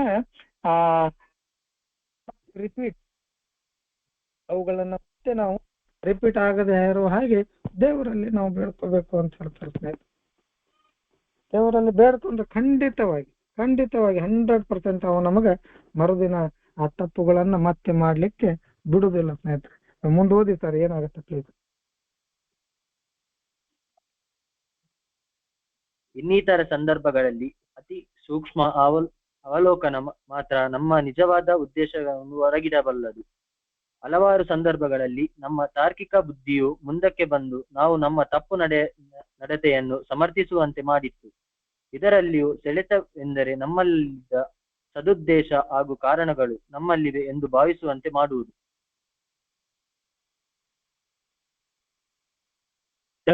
ಬೇರೆ ಬೇರೆ ಎಲ್ಲ ಸಂದರ್ಭಗಳು ಇಂಥವು ಇರ್ತಾವಂತಲ್ಲ, ಕೆಲವೊಂದಿಷ್ಟು ಬಹಳ ಸೂಕ್ಷ್ಮ ಇರ್ತಾವ. ಎಲ್ಲ ಸಂದರ್ಭಗಳು ಪ್ರತಿದಿನನೂ ಸಂಡೇ ಹಂಗಿರಂಗಿಲ್ಲ, ಪ್ರತಿದಿನನೂ ಅದೇ ರೀತಿ ಇರ್ತದಂತಲ್ಲ. ಕೆಲವೊಂದಿಷ್ಟು ಅತಿ ಸೂಕ್ಷ್ಮ ಇರ್ತಾವ. ಅಂತ ಸಮಯದಲ್ಲಿ ಅವುಗಳನ್ನ ನಾವು ಯಾವ ರೀತಿ ಅವಲೋಕನ ಮಾಡ್ಕೋಬೇಕು, ಯಾವ ರೀತಿ ನಾವು ತಿಳ್ಕೊಬೇಕು ಅಂತಂದ್ರೆ ಅದರಿಂದ ಮಾತ್ರ ನಮ್ಮ ನಿಜವಾದ ಉದ್ದೇಶಗಳನ್ನ ನಾವು ಹೊರಗಿಡಬಲ್ಲದು ಅಂತ ಹೇಳ್ತಾರೆ. ಕೆಲವೊಂದಿಷ್ಟು ಅತಿ ಸೂಕ್ಷ್ಮ ಅವಲೋಕನ ಮಾತ್ರ ನಮ್ಮ ನಿಜವಾದ ಉದ್ದೇಶಗಳನ್ನ ಹೊರಗಿಡಬಲ್ಲದು ಅಂತ ಹೇಳ್ತಾರೆ. ಸೊ ಹಲವಾರು ಸಂದರ್ಭಗಳಲ್ಲಿ, ಸಾಕಷ್ಟು ವಿಷಯಗಳಲ್ಲಿ ಅಥವಾ ಸಾಕಷ್ಟು ಸನ್ನಿವೇಶಗಳಲ್ಲಿ ನಮ್ಮ ತಾರ್ಕಿಕ ಬುದ್ಧಿ ಅಥವಾ ಲಾಜಿಕ್ ಅನ್ನುವಂಥದ್ದು ಏನ್ ಹೇಳ್ತೀವಿ, ನಮ್ಮ ತಾರ್ಕಿಕ ಬುದ್ಧಿ ಮುಂದಕ್ಕೆ ಬರ್ತದೆ. ನಾವು ನಮ್ಮ ತಪ್ಪು ನಡತೆಯನ್ನು ಸಮರ್ಥಿಸುವಂತೆ ಮಾಡ್ತದೆ. 100% ನಾನು ಮಾಡಿದ್ದು ಕರೆಕ್ಟ್, ಏನ್ ತಪ್ಪಾತು, ಇವತ್ತು ನಾನು ಕೂಡ ಮಾಡಿದ್ದೀನಿ. ಇವತ್ತು ಯಾಕೆ ಒಂದ್ 2-3 ತಪ್ಪು ಮಾಡೀನಿ, ಮನಸ್ಸು ಬೇಡ ಅಂತ ಆದ್ರೂ ಕೂಡ ಮಾಡಿದ್ದೀನಿ. ಸಣ್ಣ ತಪ್ಪು ಅನಿಸ್ತದ ಅದು. ಆದ್ರೆ ಈಗ ರಾತ್ರಿ ಕುಂತು ಮಾಡಬೇಕಾದ್ರೆ ನಿನ್ಗೆ ಯಾಕೆ ಬೇಕಾಗಿತ್ತು, ಅದನ್ನ ಯಾಕೆ ಮಾಡ್ಬೇಕಾಗಿತ್ತು ಅಂತ ಹೇಳ್ತು. ಇವತ್ತಾಗ್ಯಾವ, 1-2 ಆಗ್ಯಾವ. ಅವ್ ನಾವು ಮಾತಾಡ್ತೀನಿ, ಆಮೇಲೆ ನಮ್ಮ ಯಾವ್ದಾರು ಹಿರಿಯರು ಇರ್ದಾರ ಅವ್ರು ಕೂಡ ಮಾತಾಡ್ತೀನಿ, ಅಥವಾ ನಾವು ದೇವರಲ್ಲಿ ತಪ್ಪಾಯ್ತು ಅಂತ ಕೇಳ್ಕೊಂತೀವಿ. ಇವು ಸೂಕ್ಷ್ಮವಾದ ವಿಚಾರಗಳಿರ್ತಾವ. ಹಲವಾರು ಸಂದರ್ಭಗಳಲ್ಲಿ ಏನಾಗ್ತದಂದ್ರೆ ನಮ್ಮ ಲಾಜಿಕ್ ಅನ್ನುವಂಥ ಬುದ್ಧಿ ಏನದಲ್ಲ, ಹೌದು ನೀ ಮಾಡಿದ್ ಕರೆಕ್ಟ್ ಹೇಳ, ಏನ್ ತಪ್ಪಿಲ್ಲ ನಿಂದ ಅನ್ನುವಂಥ ಈ ಏನು ತಾರ್ಕಿಕತೆ ಯೂಸ್ ಮಾಡ್ತೀವಿ ಅಥವಾ ಲಾಜಿಕ್ ಯೂಸ್ ಮಾಡ್ತೀವಿ ನೋಡ್ರಿ, ಇದು ಮುಂದಕ್ಕೆ ಬರ್ತೈತಿ. ಮಗಂದು ನನಗ್ ಬರ್ತದೆ, ಮಧ್ಯಾಹ್ನದಾಗ ಬಂದಿತ್ತು, ಏನಾಗಲ್ತವ ಮಾಡಿ, ಏನಾಗಲ್ಲ ಕರೆಕ್ಟ್ ಆಯ್ತಾಳ ಮಾಡು. ನಾವು ಮಾಡಿದ್ದ ತಪ್ಪು ನಡತೆಯನ್ನು ಸಮರ್ಥಿಸುವಂಗ್ ಮಾಡ್ತದೆ ಇದು. ಇರ್ಲಾಳ ಏನಿಲ್ಲ, ನೀ 100% ಕರೆಕ್ಟ್, ಅವರೇ ತಪ್ಪಿದ್ರು, ನೀ ಮಾಡಿದ್ ಬರೋಬ್ಬರಿ ಮಾಡಿ. ನೀವು ಯಾರಿಗಾರು ಎದುರಿಗಿದ್ದವ್ರಿಗೆ ಏನಾರ ಮಾಡಿದಾಗ ಮತ್ತೊಬ್ಬ ಮಗಳು ನಿಂತಿರ್ತಾನ, ಹೇಳ್ತಾನ ನಾವು ಕರೆಕ್ಟ್ ಮಾಡಿದ್ ನೋಡ್ ದೋಸ್ತ ನೀನು ಅವ್ರಿಗೆ. ಅವಾಗ ನನ್ನ ಮನಸ್ಸು ಒಳಗಿಂದ ಮನಸ್ಸು ಉಬ್ಕೋತಿರ್ತದೆ, ನಾನು ಮಾಡಿದ್ ಕರೆಕ್ಟ್ ಅಂತ ಹೇಳಕತ್ತಾನ. ಇಲ್ಲ ಸ್ನೇಹಿತರೆ, ನಾವು ನಮ್ಮ ಮನಸ್ಸಿನ ಮಾತನ್ನ ಕೇಳಬೇಕು. ನಮ್ಮ ತಾರ್ಕಿಕ ಬುದ್ಧಿ ಯೂಸ್ ಮಾಡೋಕ್ಕಿಂತ ಹೆಚ್ಚಾಗಿ ಸದ್ಬುದ್ಧಿಯನ್ನ ಯೂಸ್ ಮಾಡಬೇಕು ಅಂತ ಹೇಳ್ತಾರೆ. ನಮ್ಮ ತಪ್ಪು ನಡತೆಯನ್ನ ನಾವು ಸಮರ್ಥಿಸುವಂತೆ ಮಾಡಬಾರ್ದು ಅಂತ ಹೇಳ್ತಾರೆ. ಇಲ್ಲ, ಇದರಲ್ಲಿರುವ ಸೆಳೆತವೆಂದರೆ ನಮ್ಮಲ್ಲಿಲ್ಲದ ಸದುದ್ದೇಶ ಹಾಗೂ ಕಾರಣಗಳು ನಮ್ಮಲ್ಲಿವೆ ಎನ್ನುವಂಥದ್ದು ಭಾವಿಸುವಂತೆ ಮಾಡ್ತಿದ್ದೆ. ಸುಮ್ಮನೆ ನಮ್ಮ ತಾರ್ಕಿಕ ಬುದ್ಧಿಯನ್ನು ಯೂಸ್ ಮಾಡಿ, ಹೌದು ನಾನು ಮಾಡಿದ್ದು ಕರೆಕ್ಟ್ ಆಯ್ತು ಅಂತ ಹೇಳಿ ನನ್ನಷ್ಟಕ್ಕೆ ನಾನು ಸಮರ್ಥನೆ ಮಾಡ್ಕೊಂಡೆ, ಅಥವಾ ಇನ್ನೊಬ್ಬನ ಮಾತು ಕೇಳೋದನ್ನ ನಾನು ಸಮರ್ಥಿಸ್ಕೊಂಡೆ ಅಂತಂದ್ರೆ ನಮ್ಗೆ ಗೊತ್ತಾಗ್ತದೆ ನಮ್ಮಲ್ಲಿ ಇರುವುದೇ ಇಲ್ಲ, ಆ ಸದುದ್ದೇಶ ಇರುವುದಿಲ್ಲ. ಸುಮ್ಮನೆ ನಮ್ಮ ತನವನ್ನ ತೋರಿಸ್ಬೇಕಾಗಿರ್ತದ, ನನ್ನ ಪೊಸಿಷನ್ ಅನ್ನ ತೋರಿಸ್ಬೇಕಾಗಿರ್ತದ, ನನ್ನ ಅಧಿಕಾರವನ್ನ ತೋರಿಸ್ಬೇಕಾಗೈತೆ, ಅಥವಾ ನನ್ನ ಇರುವಿಕೆಯನ್ನ ತೋರಿಸ್ಬೇಕಾಗಿರ್ತದ.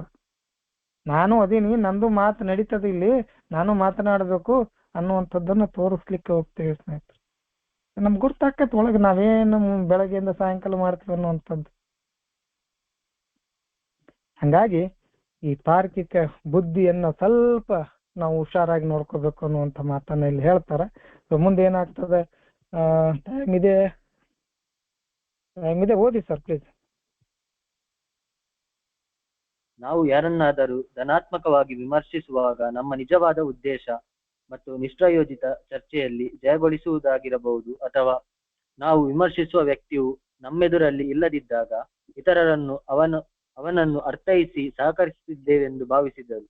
ನಮ್ಮ ನಿಜವಾದ ಉದ್ದೇಶವು ಆತನನ್ನು ಕೆಳಹಾಕಿ ಆತನಿಗಿಂತ ನಾವು ಉತ್ತಮರು ಎನಿಸಿಕೊಳ್ಳುವುದಂತಾಗಿರಬಹುದು. ನಮ್ಮನ್ನು ಪ್ರೀತಿಸುವವರನ್ನು ನಾವು ನೋಯಿಸಿದಾಗ ಅವರೊಂದಿಗೆ ಪಾಠ ಕಲಿಸುವುದು ನಮ್ಮ ಉದ್ದೇಶವೆಂದುಕೊಂಡರು. ನಿಜವಾಗಿ ಅವರನ್ನು ಶಿಕ್ಷಿಸುವುದು ನಮ್ಮ ಉದ್ದೇಶವಾಗಿತ್ತು. ನಾವು ಭಿನ್ನರಾದಾಗ ಮತ್ತು ನಾವು ಚೆನ್ನಾಗಿಲ್ಲವೆಂದು ಫಿರ್ಯಾದಿ ಮಾಡುತ್ತಿದ್ದಾಗ ನಿಜವಾಗಿ ಇತರರ ಗಮನ ಮತ್ತು ಕರುಣೆಯನ್ನು ಕೇಳುತ್ತಿದ್ದೆವು.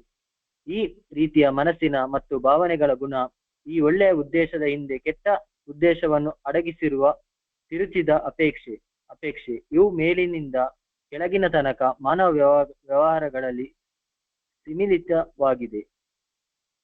ಅತಿ ಚಿಕ್ಕದಾದ ಕ್ರಿಯೆ ಅಥವಾ ಆಲೋಚನೆಯ ಮೂಲದಲ್ಲಿ ಇಂತಹ ಸಣ್ಣ ಹಾಗೂ ತಪ್ಪಿಸಿಕೊಳ್ಳುವಂತಹ ತಾವೇ ಸರಿ ಎನ್ನುವ ಭಾವನೆ ಅಡಗಿಸಿಕೊಂಡಿರಬಹುದು.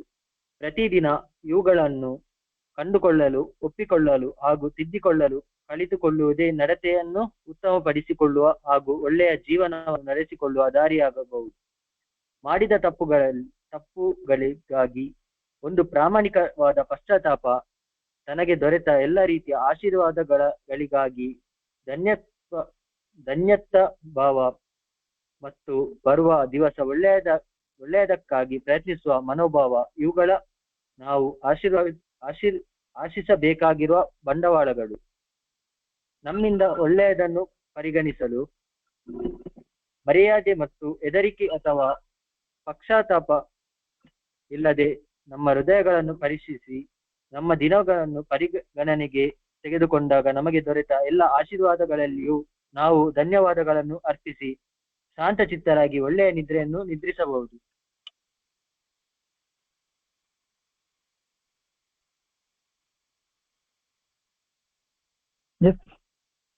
ಬಹಳ ಅದ್ಭುತವಾದ ಪ್ಯಾರ, ಕೊನೆಯ ಪ್ಯಾರ. ಬಹಳ ಅವಸರನೂ ಆಗಬಾರ್ದು, ಆದ್ರೂ ಕೂಡ ಸ್ವಲ್ಪ ಪ್ರಯತ್ನ ಮಾಡ್ತೀನಿ.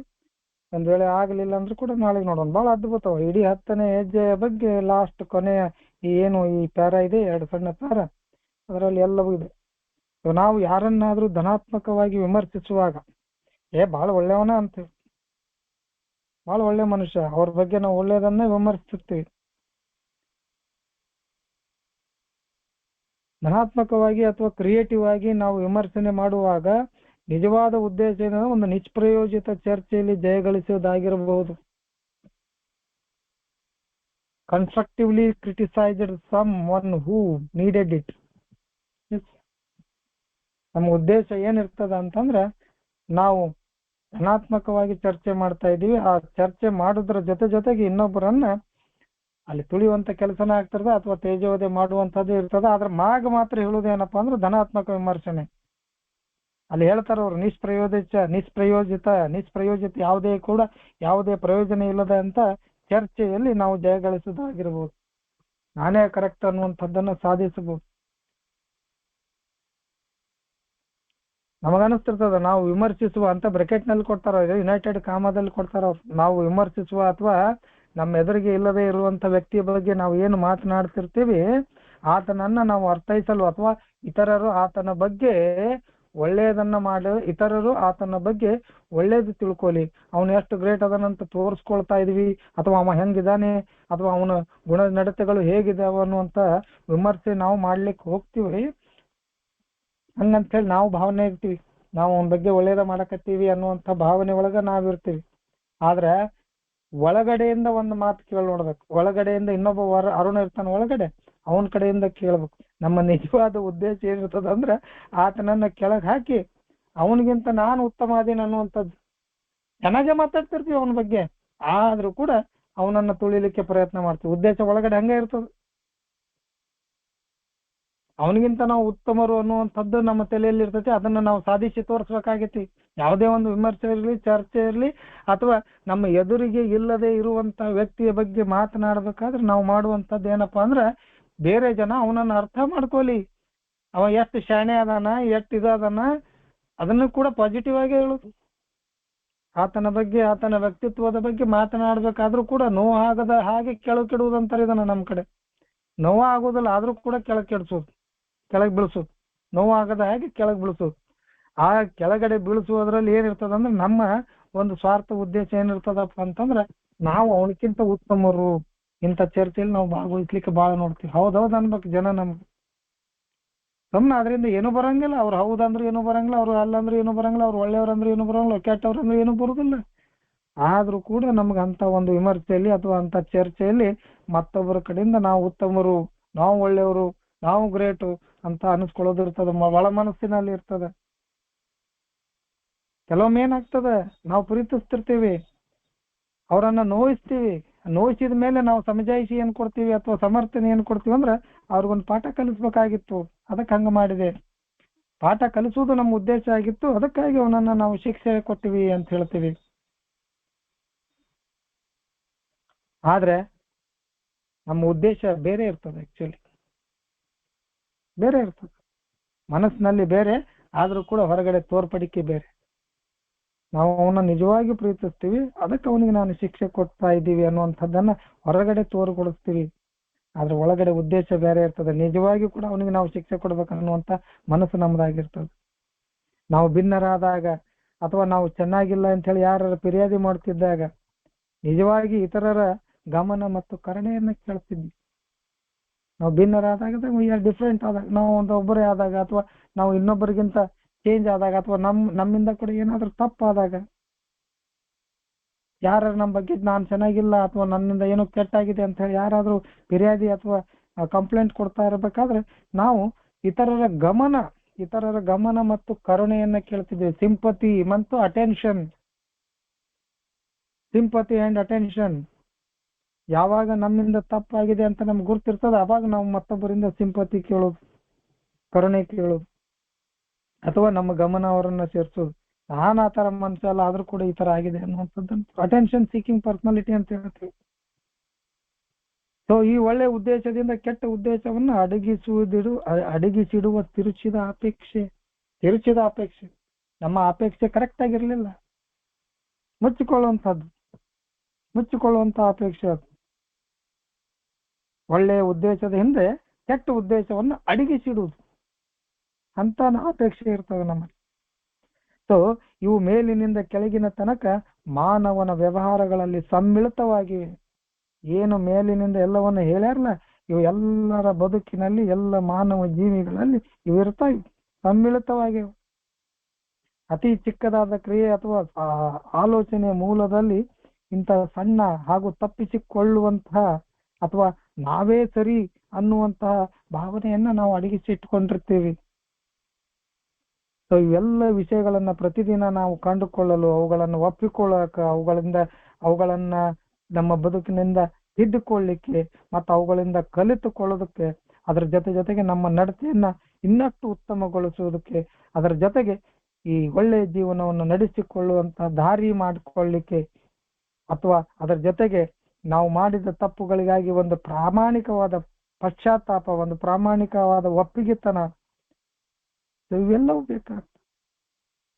ತನಗೆ ದೊರೆತ ಎಲ್ಲ ರೀತಿಯ ಆಶೀರ್ವಾದಗಳಿಗಾಗಿ ಒಂದು ಧನ್ಯತಾ ಭಾವ, ಇಂಥ ಎಲ್ಲ ಗುಣಗಳಿಂದ ಕಲಿತುಕೊಳ್ಳಿಕ್ಕೆ, ಒಳ್ಳೆ ದಾರಿಯಲ್ಲಿ ನಡಿಲಿಕ್ಕೆ, ಮಾಡಿದ ತಪ್ಪುಗಳಿಗೆ ಒಂದು ಪ್ರಾಮಾಣಿಕವಾದ ಪಶ್ಚಾತ್ತಾಪ ವ್ಯಕ್ತಪಡಿಸ್ಲಿಕ್ಕೆ, ಆದ್ರೆ ಇಷ್ಟೆಲ್ಲವೂ ಮಾಡಿದ ನಂತರ ನನ್ನಂಥವನಿಗೆ ಬದುಕು ದೇವರು ಇನ್ನೊಂದು ಅವಕಾಶ ಕೊಟ್ಟು ಎಲ್ಲ ರೀತಿಯ ಸೌಕರ್ಯಗಳನ್ನ, ಎಲ್ಲ ರೀತಿಯ ಸಂತೋಷಗಳನ್ನ ಮತ್ತೊಮ್ಮೆಯಲ್ಲಿ ಏನು ಕೊಟ್ಟಾನಲ್ಲ, ಇಂಥ ಎಲ್ಲ ಆಶೀರ್ವಾದಗಳಿಗಾಗಿ ನಾವು ಏನ್ ಮಾಡ್ಬೇಕಂದ್ರೆ ಒಂದು ಧನ್ಯತಾ ಭಾವವನ್ನ ಇಟ್ಕೋಬೇಕು.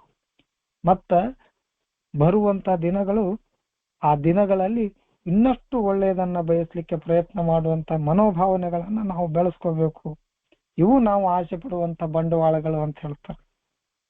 ನಮ್ಮಿಂದ ಒಳ್ಳೆಯದನ್ನು ಪರಿಗಣಿಸಲು ಮರೆಯದೆ ಮತ್ತು ಹೆದರಿಕೆ ಅಥವಾ ಪಕ್ಷಪಾತ ಇಲ್ಲದೆ ನಮ್ಮ ಹೃದಯಗಳನ್ನ ನಾವೇ ಪರಿಶೀಲಿಸಬೇಕು. ಇಲ್ಲಿ ಕೂಡ ನಾವು ಪಕ್ಷಪಾತ ಮಾಡಬಾರದು. ನಾನು ಸರಿ, ನೀನು ತಪ್ಪು, ನಾನು ಮಾಡಿದ್ದು ಸರಿ, ಅವನು ಮಾಡಿದ ತಪ್ಪು, ನಿಂದೇ ಕರೆಕ್ಟ್ ಅನ್ನುವಂತ ಪಕ್ಷಪಾತವನ್ನು ಬಿಡಬೇಕು ಅಂತ ಹೇಳ್ತಾರೆ. ಯಾವುದೇ ರೀತಿಯ ಭಯ ಅಥವಾ ಪಕ್ಷಪಾತ ಇಲ್ಲದೆ ನಮ್ಮ ಹೃದಯಗಳನ್ನ ನಾವು ಇವತ್ತಿನ ದಿನ ಮಲಗಬೇಕಾದ್ರೆ ಪರಿಶೀಲನೆ ಮಾಡಿ, ಇವತ್ತಿನ ಇಡೀ ದಿನವನ್ನ ಪರಿಗಣನೆಗೆ ತಗೊಂಡು ನಮಗೆ ದೊರೆತ ಎಲ್ಲ ಆಶೀರ್ವಾದಗಳಿಗಾಗಿ ನಾವು ಧನ್ಯವಾದಗಳನ್ನು ಅರ್ಪಿಸಿ ಶಾಂತ ಚಿತ್ತರಾಗಿ ಹಾಸಿಗೆ ಮೇಲೆ ಮಲಗಿದ್ರೆ ಗದಿ ಆರಾಮಾಗಿ ನಿದ್ದೆ ಬರ್ತದ. 10ನೇ ಹೆಜ್ಜೆ ಆದ ನಂತರ ಅನ್ನುವಂತ ಮಾತನ್ನ ಹೇಳ್ತಾರ. ನಾವು ಕೂಡ ಇಲ್ಲಿ 10ನೇ ಹೆಜ್ಜೆಯನ್ನ ಮುಗಿಸಿವಿ. ಏನಾದ್ರು ಸಮಯ ಕೂಡ ಆಗಿದೆ. ಸಾರಿ, ಸಮಯ ನೋಡಿಲ್ಲ. ನಾನು ಇಲ್ಲಿಗೆ ನಿಲ್ಲಿಸ್ತೀನಿ. ಮತ್ತೆ ನಾಳೆ ಇದನ್ನ ಮುಂದುವರ್ಸೋಣ ಸ್ನೇಹಿತರೆ. ಧನ್ಯವಾದಗಳು ಪ್ರಶಾಂತ ಧಾಮ ಸ್ನೇಹಿತರಿಗೆ, ನನ್ನ ಜೊತೆ ಓದಿದಕ್ಕೆ ಹಾಗೂ ಆಲಿಸಿದ ಎಲ್ಲ ನನ್ನ ಸ್ನೇಹಿತರಿಗೆ ಮತ್ತೊಮ್ಮೆ ಧನ್ಯವಾದ ಹೇಳ್ತೀನಿ. ತುಂಬಾ ಧನ್ಯವಾದಗಳು sir. Thank you very much. ಸಮಯ ನೋಡಿಲ್ಲ, ಸಾರಿ.